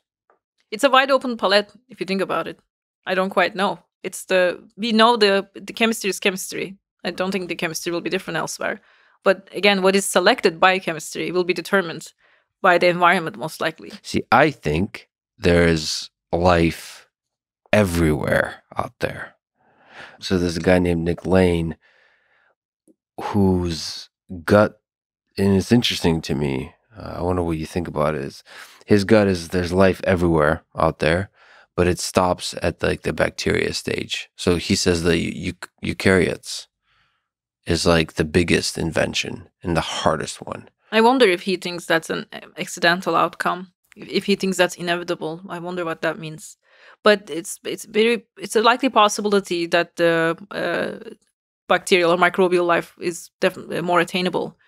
So that's a weird world where our entire galaxy just has bacteria everywhere. So if you don't like microbes, you are on the wrong planet. No, I know. Yeah. And viruses. I don't know which one there's more of, but they're both, and most of them are like productive. They're fascinating. They do everything for us. If you don't like microbes, you're on the wrong planet. You're full of good lines. Okay. Right. I just can't. There's like an imperative to the whole thing. To me, the origin is the hard question. But once it gets going, I just don't see. Go ahead. It seems like it's constantly creating more intelligent things, more fascinating, complex things they're able to solve. That's a very interesting. Like I definitely agree that the initial steps may be the ultimate determinants, that once it's you cannot stop it once it starts. It's possible, right? And I just have never unearthed. Maybe, but maybe I just, whenever I see life, it seems to flourish but everywhere. The thing is, the only thing I haven't seen is the start of it. exactly, but that and how are we gonna understand that if we don't do origin of life science? I mean, that's the and the question here isn't exactly our ability to recapitulate everything that happened in the exact way that it happened, right? This is about what can happen rather than or maybe how You it can think it happen. is possible to study the origin of language using English? So, like, there's a very particular chemistry here. There's a particular set of assumptions, understanding about what life is, what everything is. Our perception of reality is very specifically constructed through the evolutionary process. I wonder if it's possible to get to some first principles, deep understanding of how life originates in such a way that you can actually construct it on other planets. Ultimately, it feels like if you're doing it in the lab on Earth, you're always going to be using some aspect of the life that's already here. So that's what I sort of talked about in my talk as well. And Everyone should go watch the TED Talks. Very good. The annoying thing to me about TED Talks, I guess that's by design, is they're too short. It's like, come on. and did you know that there's no prompter involved? There's no wait, there is, or there isn't. Yeah, you have to memorize stuff. It's and It must be a thanks to my grueling process. amazing editor who probably is watching this too, David Bielo, that it was very, very helpful. But I would say that professional organization. I like this podcast. It's a very professional organization. I respect that medium. Anyway, in the TED Talk about life creating life. So there's a likely scenario that once we understand how life as a chemical system is capable of formulating its own expression and generating a memory and manages its existence on a planetary body for billions of years. Once we understand what conditions gave rise to that, we may be very likely to understand whether a different planet also be likely to instigate its own chemical revolution if it was provided through some missing ingredients. You can think of it as sending fertilizer to a different planet that is missing its own chemical composition or lacking, or that it needs more of what it has. The difference between making that planet Earth-like, this is not what that's about. We're not talking about terraforming, or we're not talking about turning that planet into Earth-like system. We are talking about first understanding that planet, studying its chemistry, studying its properties well enough to understand whether it is close to its own chemical revolution, and maybe giving it that extra nudge. So this is obviously a pretty big speculation and suggestion, and it's a very interesting proposition, because this is a yes or no question, right? This is the ultimate would you rather. And I think it says a lot about the perception of the person who's answering this question. That if the answer is no, absolutely not, that's not something we want to do, I want to know why that is the case. So just to be clear, what we're talking about is looking at the chemical cocktail of a particular planet. Yes. And having, tasting it and seeing what's missing. So having a very systematic, rigorous scientific process of understanding what is missing. Not what is missing in terms of to make it Earth-like, but what is missing in order to be sufficiently have the spark, or the capacity of the spark to launch the revolution, the evolutionary process. Exactly.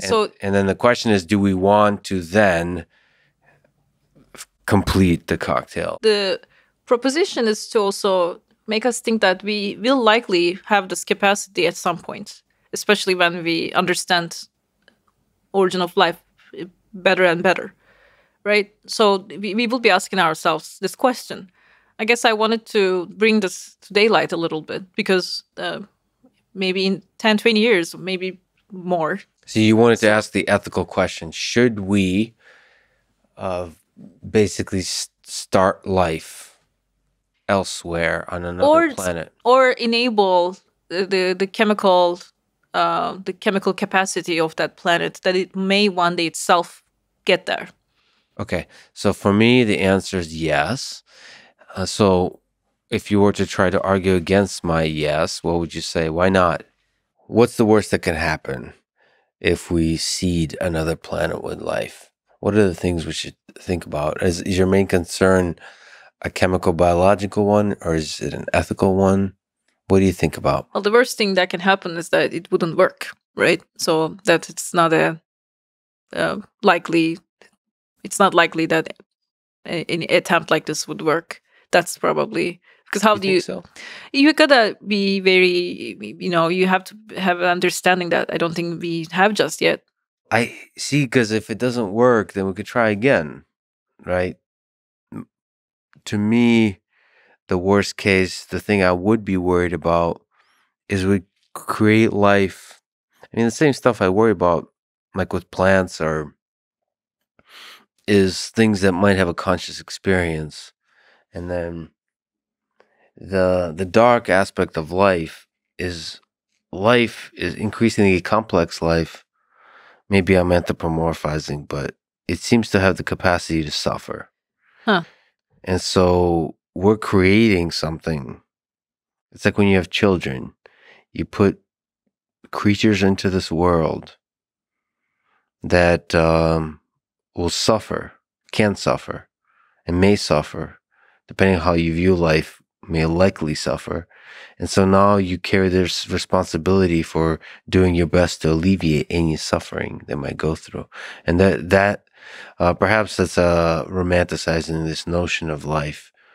Perhaps bacteria are not capable of suffering, but perhaps it'll create more complex life forms that would be able to suffer. And that feels like a responsibility as well. Of course, other people would be concerned. The more obvious concern is like, well, you just created a life form. How do you know it's not going to be a super deadly virus that somehow is able to hurt humans? Yeah, my concern is more, I feel like that's a solvable problem. The problem of creating conscious beings that are able to suffer, that's a tricky one. Yeah, I can see why. Because it goes back to, again, would we, first of all, do we have a responsibility to propagate more of this chemistry that we have on this planet elsewhere, given that we know ultimately we will be vanished? By we, I mean the entire planet. And if this is, in fact, a very rare chemical event that happens because all the right circumstances came together and we were the lucky one, do we have a responsibility to sponsor it? This is if we were to back up sponsor, I like it. That's a good way to put it. Yeah. If we try to back up remnants of our civilization, right? So we want to potentially create conditions on different planets so that humans can survive, given that we know or we want to, just for the sake of growing.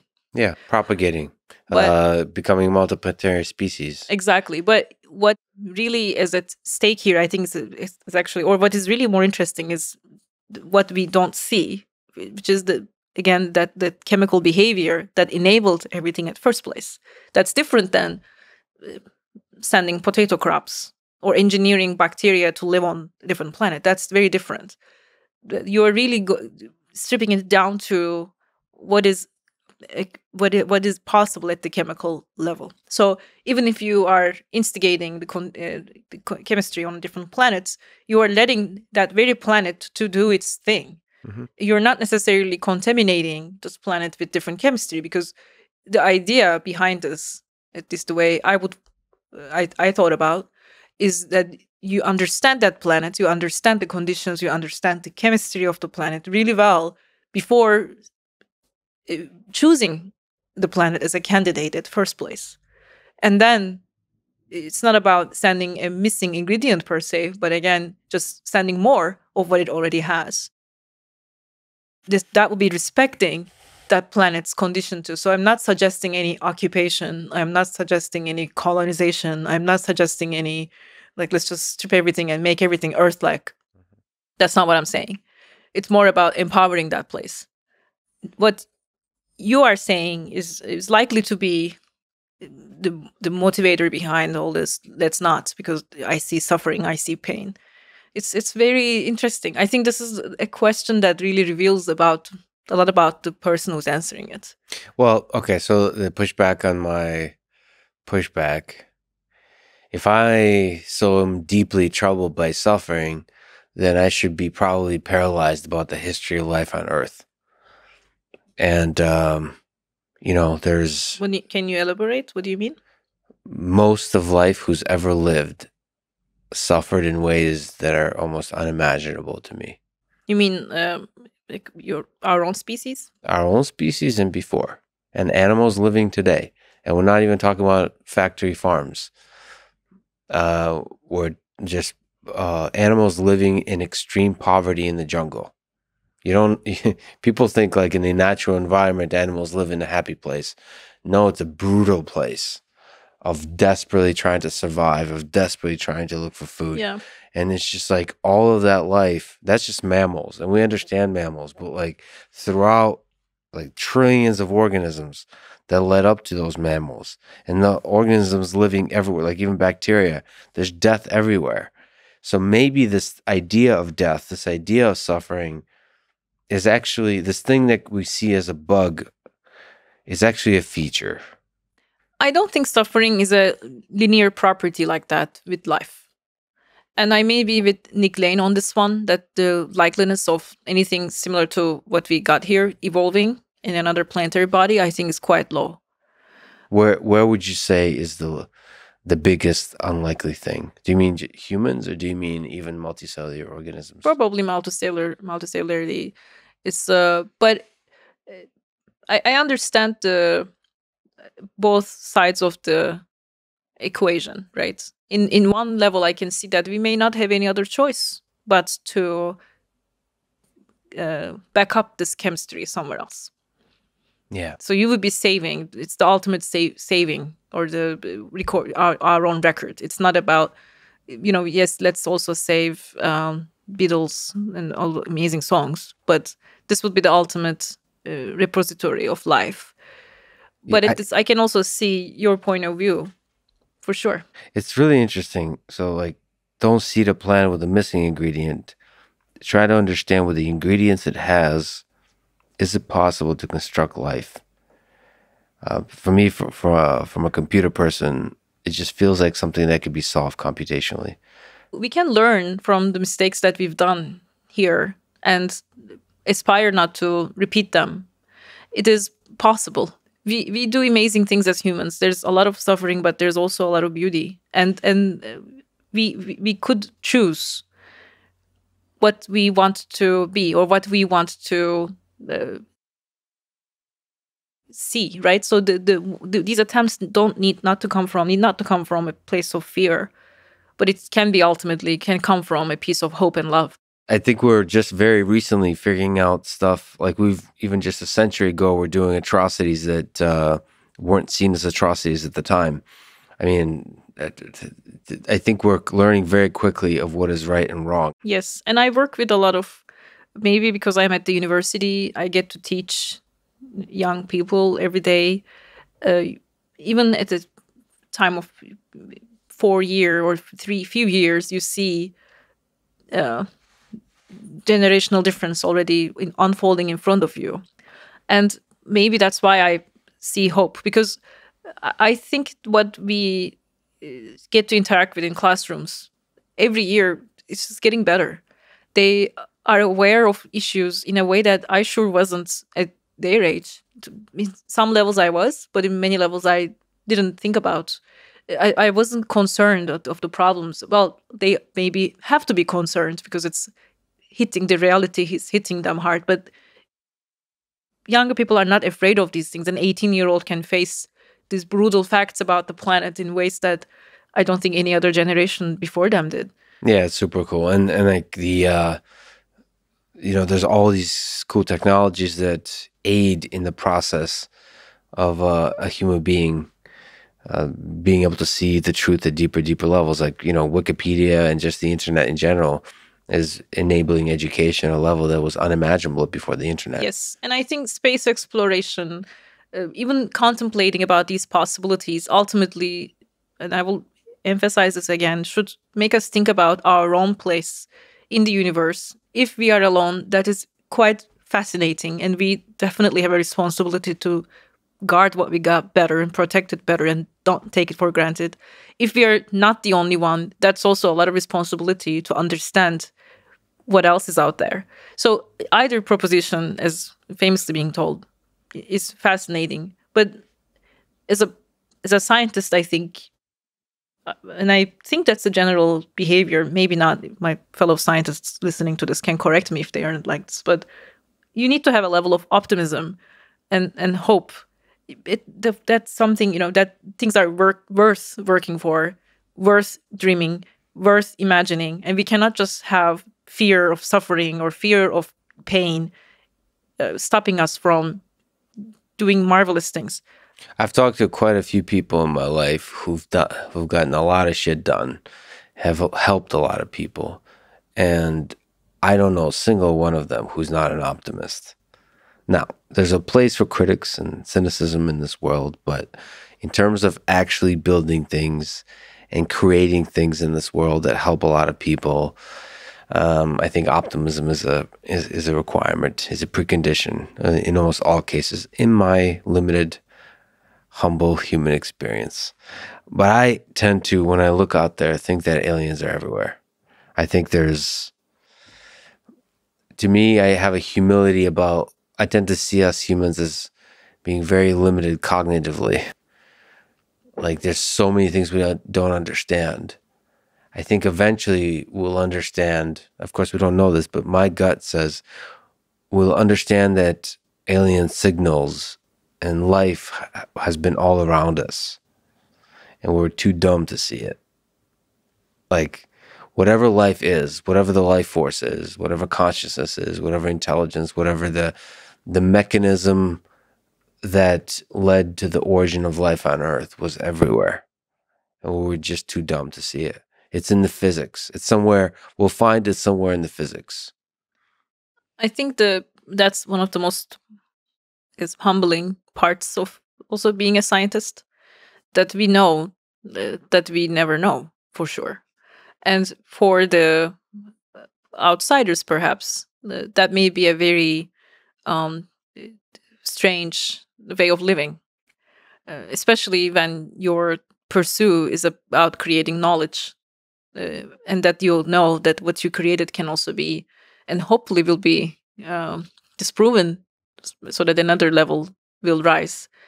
And I think we've seen that this lack of maybe connection between the approach to science or knowledge versus folks who are maybe not thinking about these problems every day, that we are okay with being wrong. That's, in fact, we know that that's the only way to push the limits of knowledge. How do you think life originated on Earth? We've talked about this a bit. Do you have a gut feeling about? First of all, actually, even to step back, do you think, because you were like flirting with this idea, did the translation mechanism came before life? I think that you cannot separate from emergence of translation machinery from emergence of life, or something like translation machinery. This whole informatic chemical computing system that is also capable of dynamism and evolvability that comes with biological behavior from emergence of life itself. We've definitely took a lot of steps towards understanding origins. We are able to create molecules from right environments, lightning, heat, and you make amino acids. So we are able to create the building blocks the Miller-Urey experiment. That's now like 60 years ago. We are able to create the building blocks. We are able to make them interact with one another. They can get more complex. Some call this messy. There's all this chemistry that's going on. We are able to have these chemicals interact with one another, maybe um, have even some emergent properties that we can quantify. Definitely there is this trend towards more systems level approach to origins, with more introduction of systems level chemistry, more network level chemistry, and complex system integration, in order to understand how, now that we can make these building blocks, we can make them interact with one another, but how do we make them interact with one another in more intelligent ways that will have the properties of a biological system, will be heritable, it will be responding to the environment, it will mutate, and it will sustain itself. That is the final bit, I think, in our origin of life adventure, and we are extremely close. I'm very optimistic that our community will get a handle of this problem in this decade. This is, in fact, I think, one of the most exciting times to be doing this work.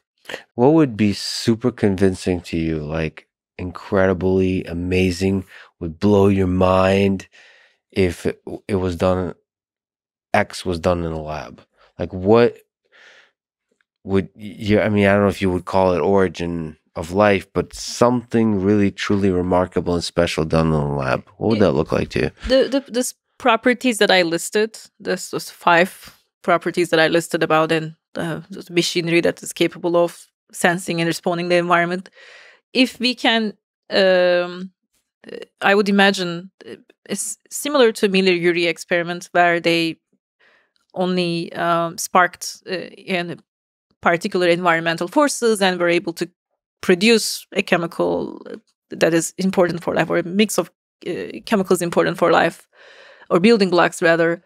I would, if I saw that a similar experiment where a well-defined geochemical parameter was subjected on a mix of chemistry, which led that chemistry to form some level of computation informatic biological property, and by biological I'm going to keep it to very minimum, as I defined early on, that would be super exciting to me. A self-organizing chemistry that we can create experimentally in a flask by simulating the conditions of early Earth, be it radiation, be it temperature, or mix of both. That would be very cool. And doing all the 5, the chemical, physical, informatic, computational, biology. Yes. So like simulation and a computer would not be good enough. It would be great because they help to understand the parameters, maybe formulate, maybe quantify, create models, but ultimately you need to experiment. Unless it's quantum mechanical simulation, but that's going to be extremely difficult. So simulating from the physics up, that's going to be very, because you're going to have to simulate the physical, the chemical, the informatic. I mean, honestly, it's very difficult to start the quantum mechanics and end up in biology all through simulation. Yep.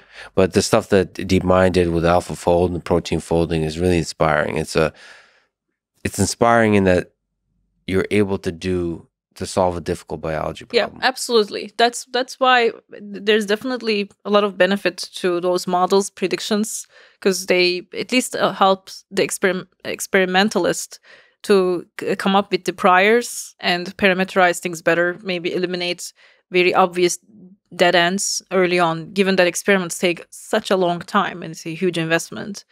And no one's a better experimentalist than nature, so... Let me ask you perhaps a depressing, sad for you question. You really want to make me sad. You're not going to win. No, I know. There's a flame of optimism in you that will never be extinguished. Okay. The idea of panspermia. You mentioned, would we seed another planet with life?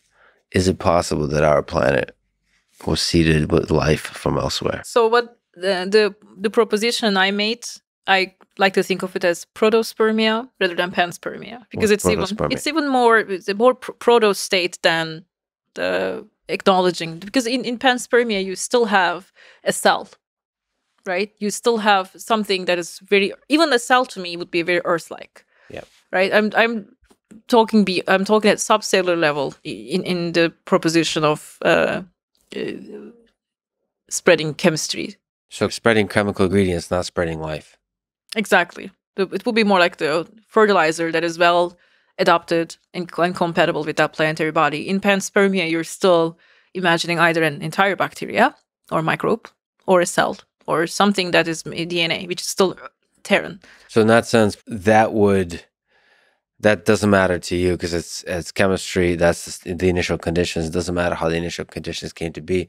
They are what they are, and let's go from there. Yeah. And there's all kinds of fascinatingly different initial conditions in terms of chemistry at different planets. Yes, but in terms of panspermia, I mean, obviously that there's going to be always room for those sort of discussions, or there will be those discussions will always be present, I think, in any life in universe debates. But the problem I have with panspermia is that it removes the problem from the planet to somewhere else. It makes it very difficult to answer scientifically, right? You just took the problem away from this planet and formulated in a way that I cannot go and try to understand in the lab doing experiments or even through models. Does it though? So I've heard brilliant biologists like yourself say that, but I just, to me, okay, here's how I think of Earth. So I actually am able to hold all these possibilities in my head, and all of them are inspiring to me. I kind of think there's a possibility that Earth is just an experiment by a graduate student, by an alien graduate student. Like, so I know the exact episodes of Star Trek you're talking about. but like there is some, to me, that's inspiring. If we are... But that's not what panspermia is about. That you're talking about my proposition. That's not what panspermia is. What's panspermia? It is... life just came from elsewhere. Mm-hmm. Still, that's interesting because there's still giant leaps that happened on Earth, it seems like, beyond the initial primitive organisms, like eukaryotes. I don't think panspermia usually articulates at the level of eukaryotes. I think they talk about bacteria primarily. I think so. Right. Mm-hmm. So that's still interesting because all the different leaps of evolution still happen here on Earth. That's still interesting. Yeah, but it's definitely interesting to listen to, but I wouldn't place it in. I wouldn't know how to place it in the studies of origin of life, I guess, or early Here's life. how we place it. You have the initial conditions for the origin of life, and you try to create life in that way that you've described in the 5 components, and it keeps failing. So what panspermia allows you to do is to also consider the question, maybe there's missing components. How do you answer that question? Through exploration and through science. Yes, yeah. Looking outside of Earth, looking at the fundamentals of chemistry and physics. How do you understand that with fundamentals of chemistry and physics? How do you understand gravity? But you're talking about panspermia, right? Just I don't understand how would you. It's different than if you think it's similar to looking for life in the universe. Is that what you're thinking? No, I'm saying there's a missing component that came from elsewhere. But a whole entire organism is not a missing component, right? Right? I mean, when you're thinking about origin of life. No. That's an assumption. Your assumption is all the ingredients for the origin of life are here on Earth. Now, I tend to believe that most likely that's the case. I'm just saying it's inspiring to think that there is some ingredients. You're going to push back because that's not panspermia. That's pros. But see, okay, so think... But yeah, it's also kind of fun to push back on you. No, I understand. I understand if actually a living organism ended up here from elsewhere, that means a lot of the exploration we're doing here with the ingredients that we know will not give us the clues to the origin of life. But it just seems like it's still very useful to try to create life here, and then we'll see, wait a minute, don't you think we'll be able to not prove, but show that panspermia is very likely? Like if we just keep failing, We understand biology deeply. So We understand that's the chemistry thing. deeply. I don't think so. I mean, there will be the failure is not going to indicate that this must have been. I don't think anyone will put the problem to something else just because our failures, our experiments failed. So failure means we don't understand the chemistry deeply enough. Yeah, and we, given the progress we made and how many brilliant people are working on this right now, and it's definitely more. I would say that we are approaching this problem in more broader ways, with different ways possible. I'm confident that we will get there. For us, again, we are interested in uh, early cells and first cells and what follow the origin of life, but we cannot, given that it's a continuum that's between the origin and emergence of first cells, it's hard to separate these two ends from one another. So given that life is a solution to a chemistry problem, if we ran Earth 1,000,000 times, how different would the results be? If we look at that wheel, how different would be the tree of life, do you think? Like, what's your gut say?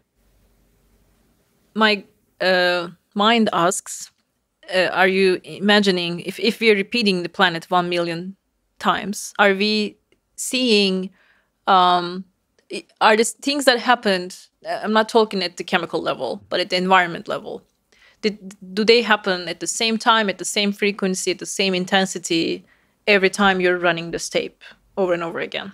Yes.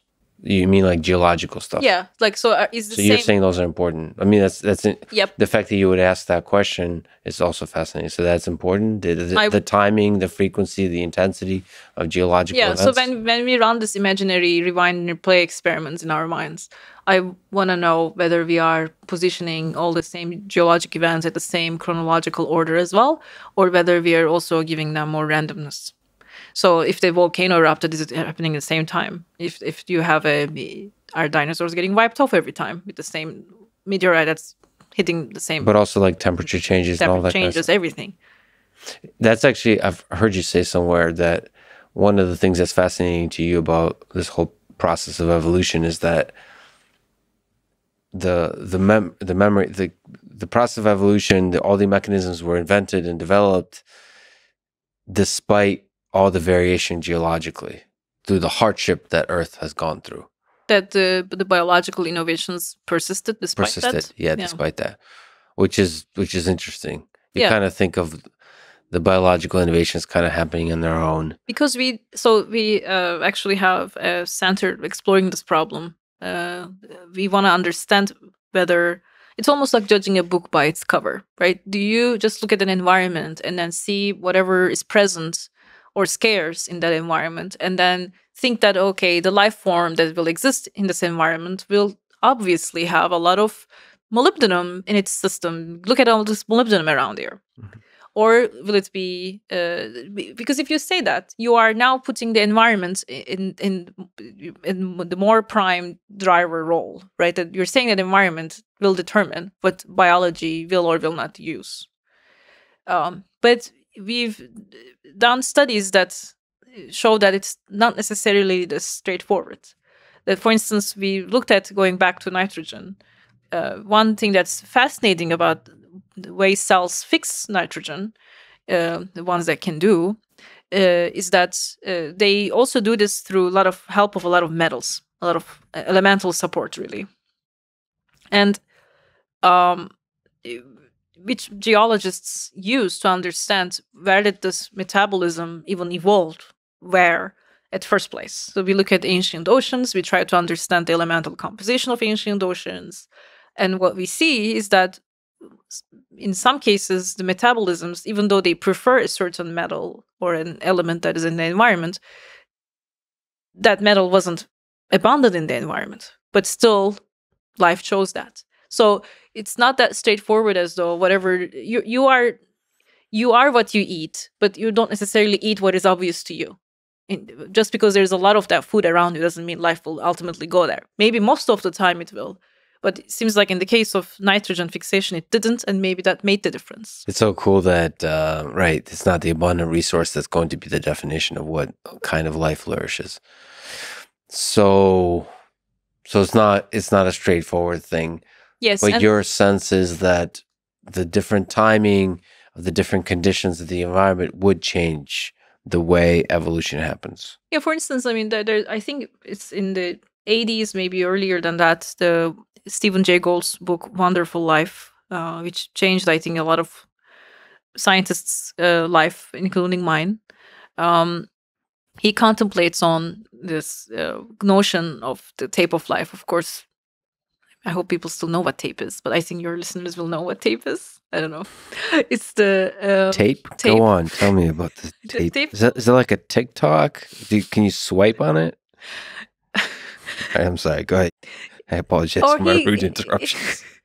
I kind of asked for it, but he speculated or suggested this hypothetical experiment whether if life was recorded on or can be imagined to be recorded on a linear is a linear chain of events recorded on a tape, and if we were to rewind this tape, would we listen to the same song, right? So this was, and in his proposition, I also thought, yeah, but are we replaying the tape in the same exact manner, or are we, meaning all the geological and environmental events, are they happening at the same time? Because then you removed the randomness from equation a little bit, right? You just removed it because you're assuming everything will happen at the same time, at the same intensity. So that's not too contingent.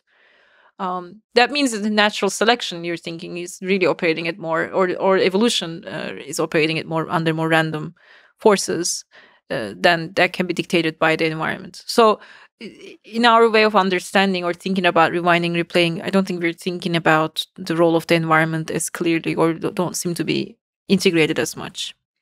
But I also wonder if it's possible that the chemistry ultimately defines the destination. That despite all the environmental changes, despite all the randomness, we'll end up in something. But we are not talking about whether life will emerge and sustain itself. We're talking about whether life will emerge and sustain itself in the shape and form that is similar to what we have right now. So you are chemistry, I'm chemistry. We're having this conversation, and your plants are chemistry too. They're also having their own conversation. These plants are fake, but yes. I knew that. I didn't want to say that, but they're fake. But do you look at my place? Of course, that would be fake. Otherwise, they would die. What's wrong with this place? It's wonderful.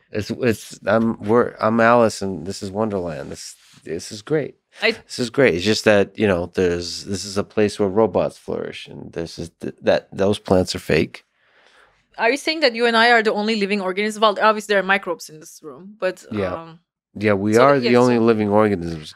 I was thinking of getting a dog. Well, you don't. This is not a clean room, so you have microbes here. Yes, many millions. Yes, so you and I and all the microbes in this room, we're chemical systems that are operating in a way that we can respond and sense and our environments and whatnot. Yeah.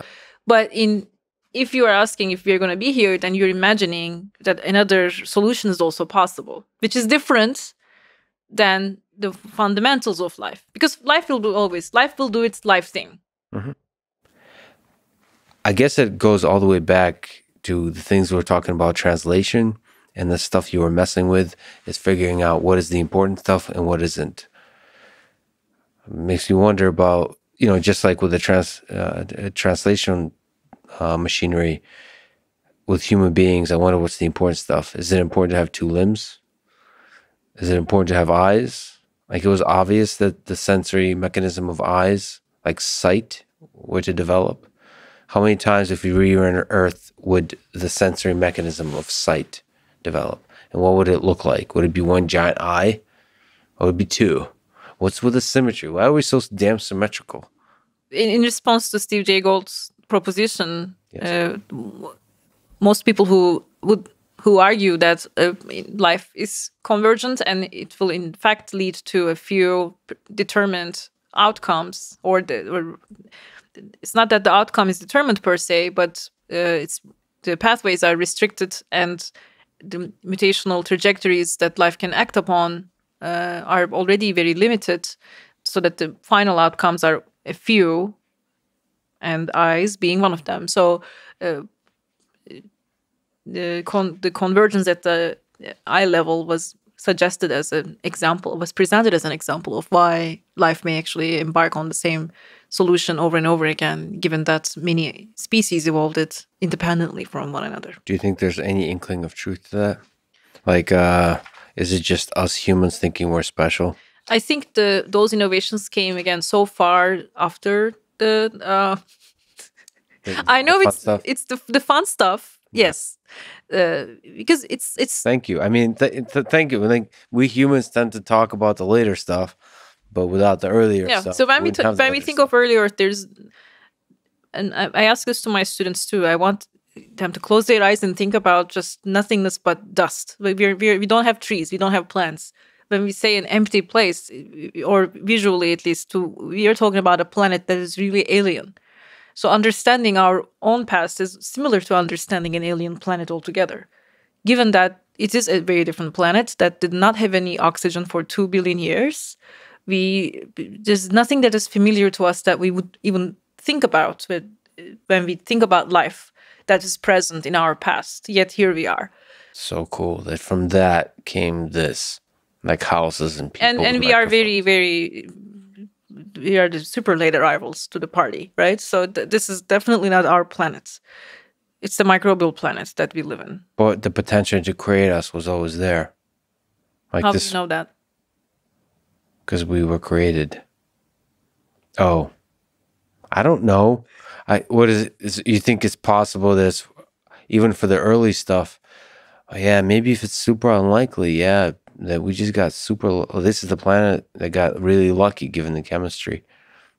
Like maybe to create the bacteria is not so lucky, but to create complex organisms all the way up to mammals, that's super lucky. Yes, and Maybe. it may all come down to a few innovations that happened at the molecular level that may or may not be inevitable. So all these molecular tricks may have enabled the sort of mere existence of whatever you are able to define as familiar to yourself. And you have a hope that science can answer these questions to reconstruct.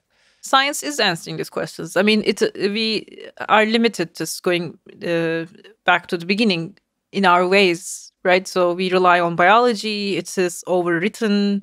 You're talking about 4 billion year old record that is ever changing. That again makes it beautiful, but also makes it difficult. It's not tractable. Geology has to some degree, it has a record of a more static, frozen state record that is embedded on itself on the surface of this planet, if we can find them. And that's the key, that most of these recorded remnants are, if we are lucky, we find them. They are not naturally selected. They're found. They need to be found for us to read them. So we work with a very handful set of samples, especially when we talk about the deep past, the planet with no oxygen, when we pass the great oxidation event threshold, that is about 2.5 billion years. So the earliest life is even harder. You are trying to write the story of life based on a handful of rocks and what is recorded on them. Speaking of finding select remnants of our deep past, you said that you've been thinking about Nick Nealon's essay on scientific knowledge and scientific abstraction. So let me ask you, where do you think scientific questions and answers, or in general ideas, come from? You're a scientist.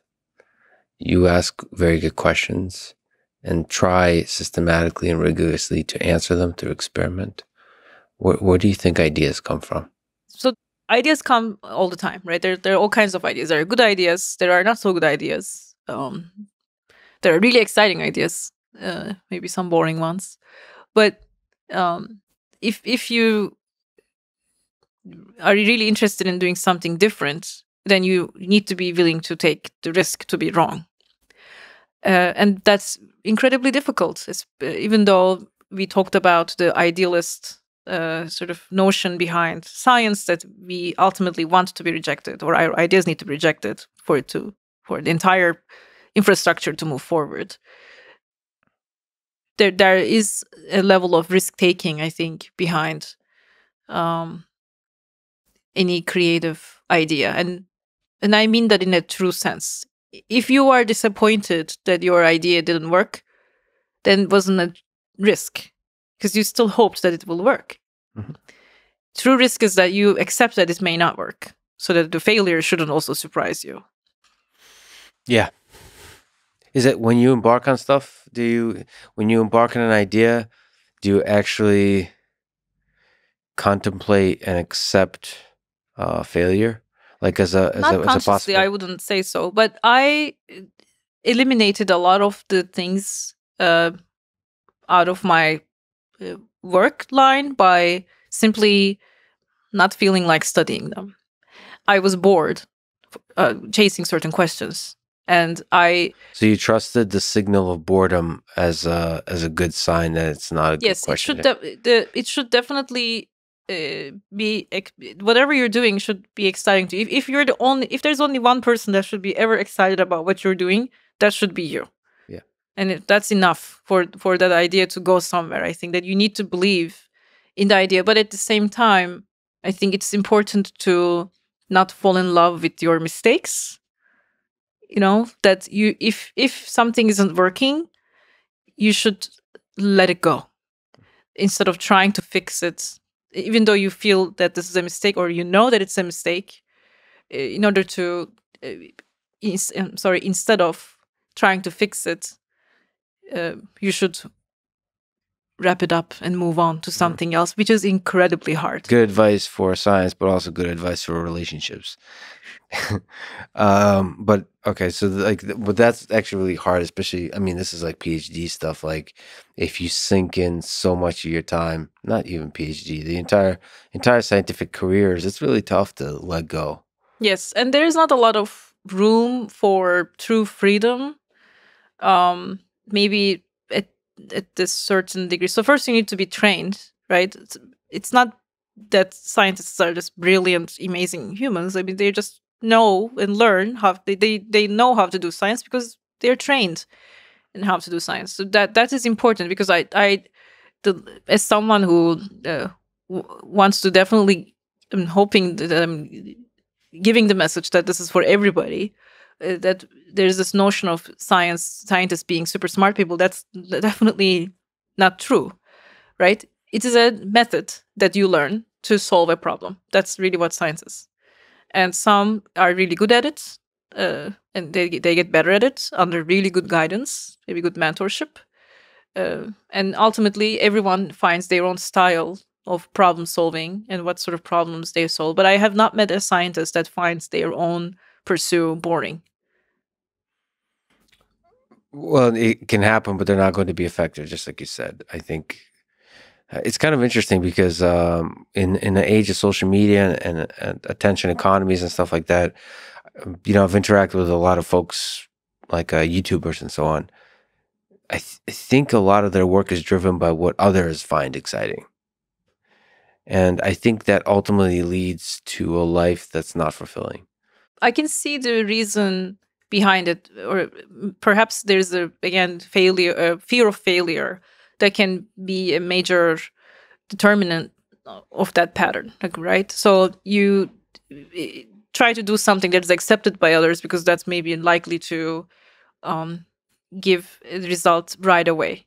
But it's a long game. It's a very long game. And if you are aiming a long-term change and long-term impact, you got to be very, very patient about it. And you better tame your ego. I mean, on YouTube and those kinds of places, on the internet, on social media, you get feedback like right away. And so it's even harder to be patient. Yes. So because the change and ideas develop over a period of months and years, if not decades, and the response from social media and so on is on the rate of seconds, minutes, and hours. So I recommend actual physical libraries for people who may want to appreciate or remember the sense of time and how long it takes to build something. I think it is. You're right that the immediacy and the right response of and the fact that these places are, the algorithm wants you to respond right away and interact with itself, right? So I can see the appeal, but true innovation, I think, doesn't even scream. It doesn't. It's not shiny, especially in the beginning. But it's also important to not fool ourselves and think that everything that people criticize has some super important meaning behind it. So it's a mix of the technique, the methods, and your gut feeling. Yeah, and a weird dance between learning and accepting the ideas of the current science, and at times trusting your gut and rejecting those. Because science progresses by sometimes rejecting the ideas of the past, or Yes. sometimes building on them in a way that changes them, transforms them. Yes, and I think what is hard is to really drill down into a concept, right? So you can create a new thing, and then it may be appealing and get a lot of uh, gain a lot of traction. But to sustain that, to continue that, you really need to show the true expertise. And so it's not only about defining a problem, but then really systematically solve that problem, maybe over the course of decades. You mentioned the library. I've also saw that you've translated scientific documents, or at least like mentioned that you did it at some point in your life. Um, so let me ask you, how much do you think is lost in translation in science and in life? How many languages do you speak? To Two. How much is lost in translation in science and in life between those two? But it's actually three because science is like another language, right? It is. I speak Russian, a little bit of French, and it's always fascinating to see how much is lost. And the Soviet Union has a tradition of science and mathematics and so on. And it's interesting that a lot of the wisdom gained from that part of the world is lost, basically because of it was never translated. Well, I'm not sure if it is lost per se. Maybe it's more like a gain in some sense, right? Because you understand, and science is ultimately a human pursuit. So you cannot separate as much as maybe it's the best system that humans ever came up with to seek knowledge, to generate and make sense of the world. It works most of the time. It doesn't mean it's perfect. Did the kind of translation you do, by the way, was for scientific work? I directly translated for scientific work. Yes, I think that again, brains are equally distributed, but not opportunities are not, right? So if you want to include, if you want to benefit from all human power, whatever we can generate as human beings, you need to include everybody on the table, and that is by extending the opportunity. Is I think most of us that make it tend to think that we did because of something special about ourselves, but it is important to know that no, we were given opportunities, and that's why we are here, not because there was something inherently special about us, or that the system truly selects for the ones that really are. Yeah, and language is a part of the opportunity. Yeah, language is an If you don't opportunity speak- because comes with similar to bacteria, right? They speak these languages. Yes. They have we call culturing the bacteria. We call it culturing, right? When we grow bacteria that we isolate from the environment in the lab, meaning that you create an environment for them to grow and thrive and sustain themselves. That's what we say. But culture is for microbiologists. For language, with language comes a different culture, a different perspective, and you bring that to the table. I mean, it brings the sense of diversity that can only be achieved by clashing perhaps two different cultures, two different languages, two different approaches, maybe in some cases four different approaches.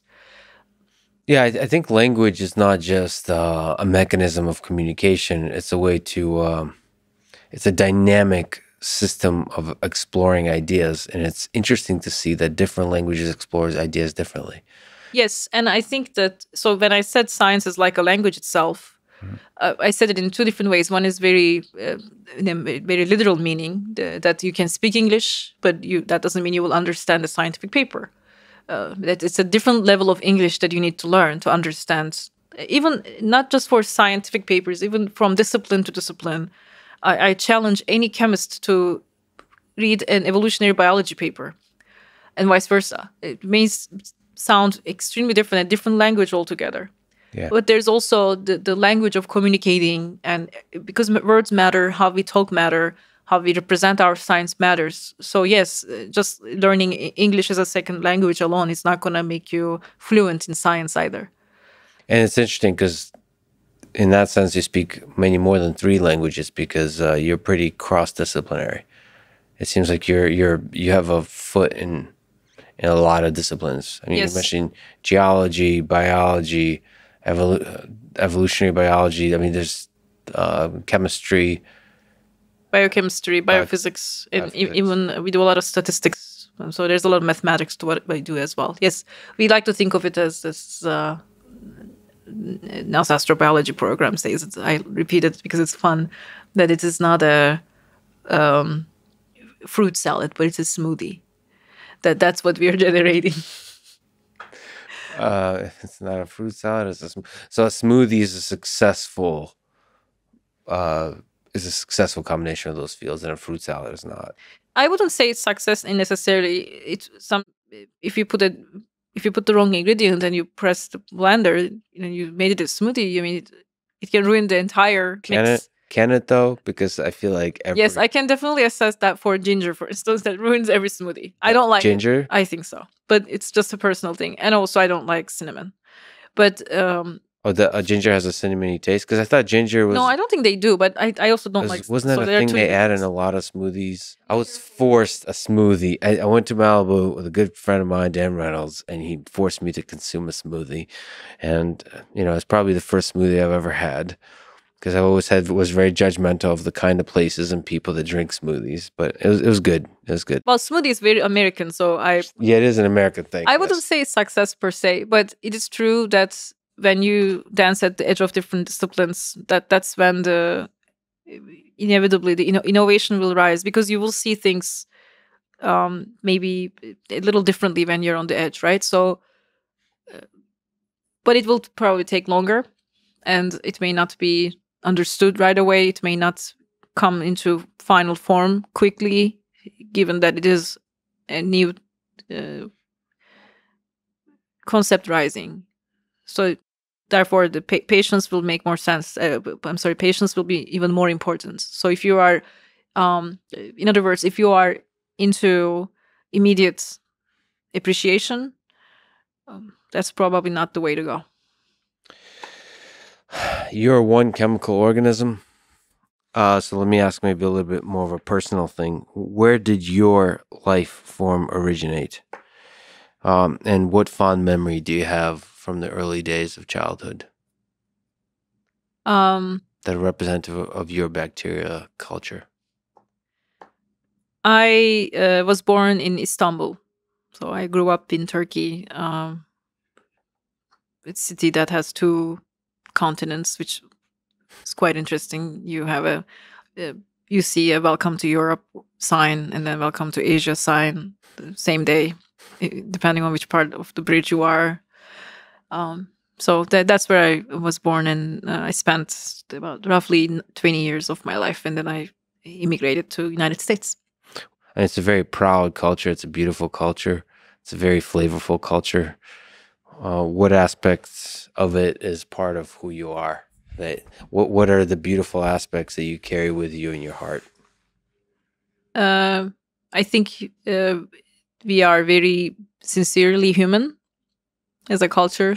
I think that we have the saying that don't go to bed full if your neighbor is hungry. So, you wouldn't eat any food in front of someone where I come from without offering to share the bite. So I think those things, however small they may sound, a really big deal, especially when you are put in or move to a place that may not have those attributes. So I think that culturally we had a lot of conscious, and just raw, deep human. The connection. You value the connection between human beings. I think so, yeah. I think I definitely carried that with me. We talk a lot about biology. Let me ask you about the romantic question. What role does love play in the human condition or in the entirety of life on Earth? It's not easy to learn how to love if you're not loved. Okay, so it's something. But the good news is that it is something that you can learn. I think that's you can practice and teach yourself how to maybe give yourself the thing that wasn't given to you, and then ultimately give it to others. I think it would be quite arrogant to think that we will be capable of loving. It could be anything really. So just like translation, it's a repeating and a dynamical process that you can learn. Yeah, that you can learn. Yes, and you should learn. Yeah. We should there's no excuse to not learning To love. Yeah. Because that's a deeply human thing. It is a deeply human thing. It is a very sad thing if any one of us passes this planet without knowing what love is. And that could be a love to a pet, a love to a plant, To a robot. to a Just kidding. Or a fake plant. We can't help who we love. What advice would you give to a young person today? High school, college? How to have a career they can be proud of, or how to have a life they can be proud of. You said an interesting thing about brains being distributed evenly, but opportunities not. It's really interesting to think about. I've talked to folks from Africa. You realize that there's whole areas of this earth that have so much brilliance, but unfortunately so little opportunity. And one of the exciting things about the 21st century is more and more opportunities are created. And so the brilliance is unlocked in all those different places. And so all these young people now have the opportunity to do something to change the world. I had a chance to visit Bosnia. So I was invited to give a talk in a very up north, very northernmost part of the country that was impacted by the war tremendously. And it was a public talk. It was open to everybody in the village.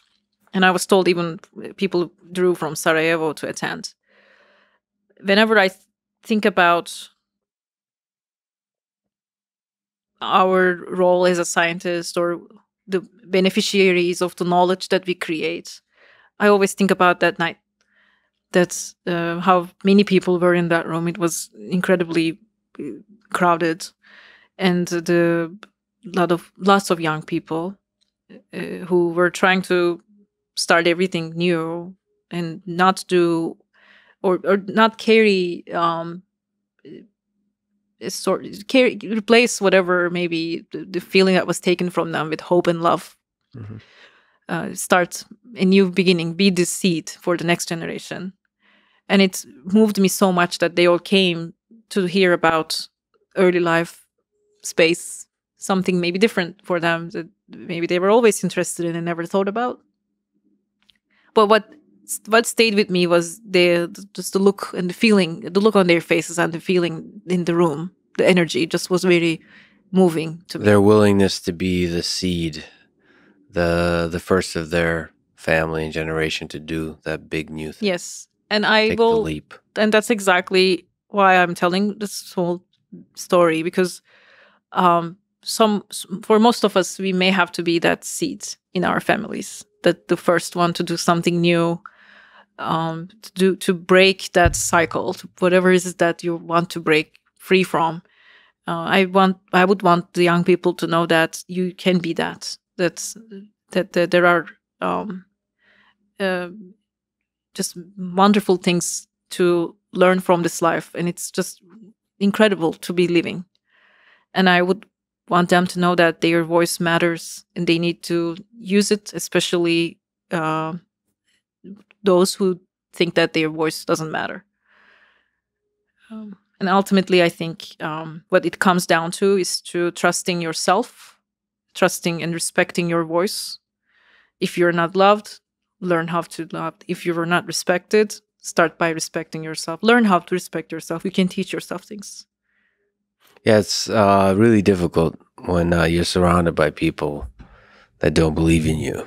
Yes, So I think I definitely know the feeling, and I would just want them to know that they don't need to be defined by or reduced down to what others see in them. believe in yourself, have the respect for yourself, try to develop the respect and the love for yourself. And then from that, it flourishes. You find others that'll give you love. It may not. I mean, life is not fair. It's true. Yeah. It's be prepared that it's not very fair, unfortunately. And so I don't want to depict this Disney story that and then yes, and everything will be just fine. Yeah. It's mostly isn't, but you learn a way. Learn, life does it all the time. Speaking of which, what do you think is the meaning of all this? What's the meaning of life? Why are we here? Why we are here? Oof. All the beauty you've discussed. Why is the translational mechanism machinery here? Why? I don't think why so much beauty? Why so much beauty? It is because we choose to see it that way. It's beautiful, but there is no meaning. I don't think. No. Yeah. But why is it so beautiful? Why did we choose? Why? From where is the imperative to see it as to see so much beauty in a thing that, scientifically speaking, or from a rational perspective, is void of beauty? It just is. Not everybody chooses to see the beauty. Haters gonna hate. I mean, we have the capacity to see the beauty. We have the capacity, so why not use it to the fullest, right? We have the capacity. But that capacity, isn't that fascinating? That we developed that? It feels like that was always laid in there in the whole process of life. This ability to find to introspect ourselves. I mean, it's definitely soothing to think like that, but I don't think there is a meaning like that way. It's fascinating that we can understand it. But why is it soothing? There's a desire, there's a longing. But soothing doesn't mean that there's a meaning. Why is soothing a meaning? Let me just put it this way. Because there is just, I think, so much unfairness going on, I wouldn't even dare myself to think that there's a meaning out of respect to the ones that are suffering. I see. I think out of suffering emerges flourishing and beauty. I mean, that's what I see. I agree with you. When I went to Ukraine and saw the people suffering, in their eyes and in their stories is a hope for the future, is a love for the people who are still living, is a love for life. So it's there. And that's the dark thing, is the suffering and the loss somehow intensifies your appreciation of the life that is still left. That's a weird thing too. I think that there is something about still doing your best and believing that whatever the goodness is worth working for, is beyond, and to do that without a meaning, there's something more humbling and profound about that. And we have a this will come out very random. Okay, so just in Turkish bathrooms, there is this sign that says, leave it as you want to find it. Yeah. And I think that's a pretty good... That's your meaning of life found in the Turkish. There's wisdom to that. There's wisdom to that, but it also is because however you leave defines you, right? So I think there's some profound meaning to that too, that just leave it as you would want to find it. So that your little scribble in the long story of life on Earth is one that ultimately did a pretty good job. You know, it at least kept it the same as you found it. or at Love least it. I left it in the way that I wish I found it. Yeah, right. Oh man, Yes, that's a wisdom from Turkish bathrooms. that's where I searched for wisdom as well. And it's, as we started with the origin of life and ended with the wisdom in a Turkish bathroom. I think that's a perfect conversation. You're an incredible person. The humor, the humanity, but also the brilliance of your work. I really appreciate that you would talk with me today. This was really fun. Thanks for having me. Thanks for listening to this conversation with Betül Kaçar. To support this podcast, please check out our sponsors in the description. And now, let me leave you with one of my favorite quotes from Robert Frost. In 3 words that can sum up everything I've ever learned about life: it goes on. Thank you for listening. I hope to see you next time.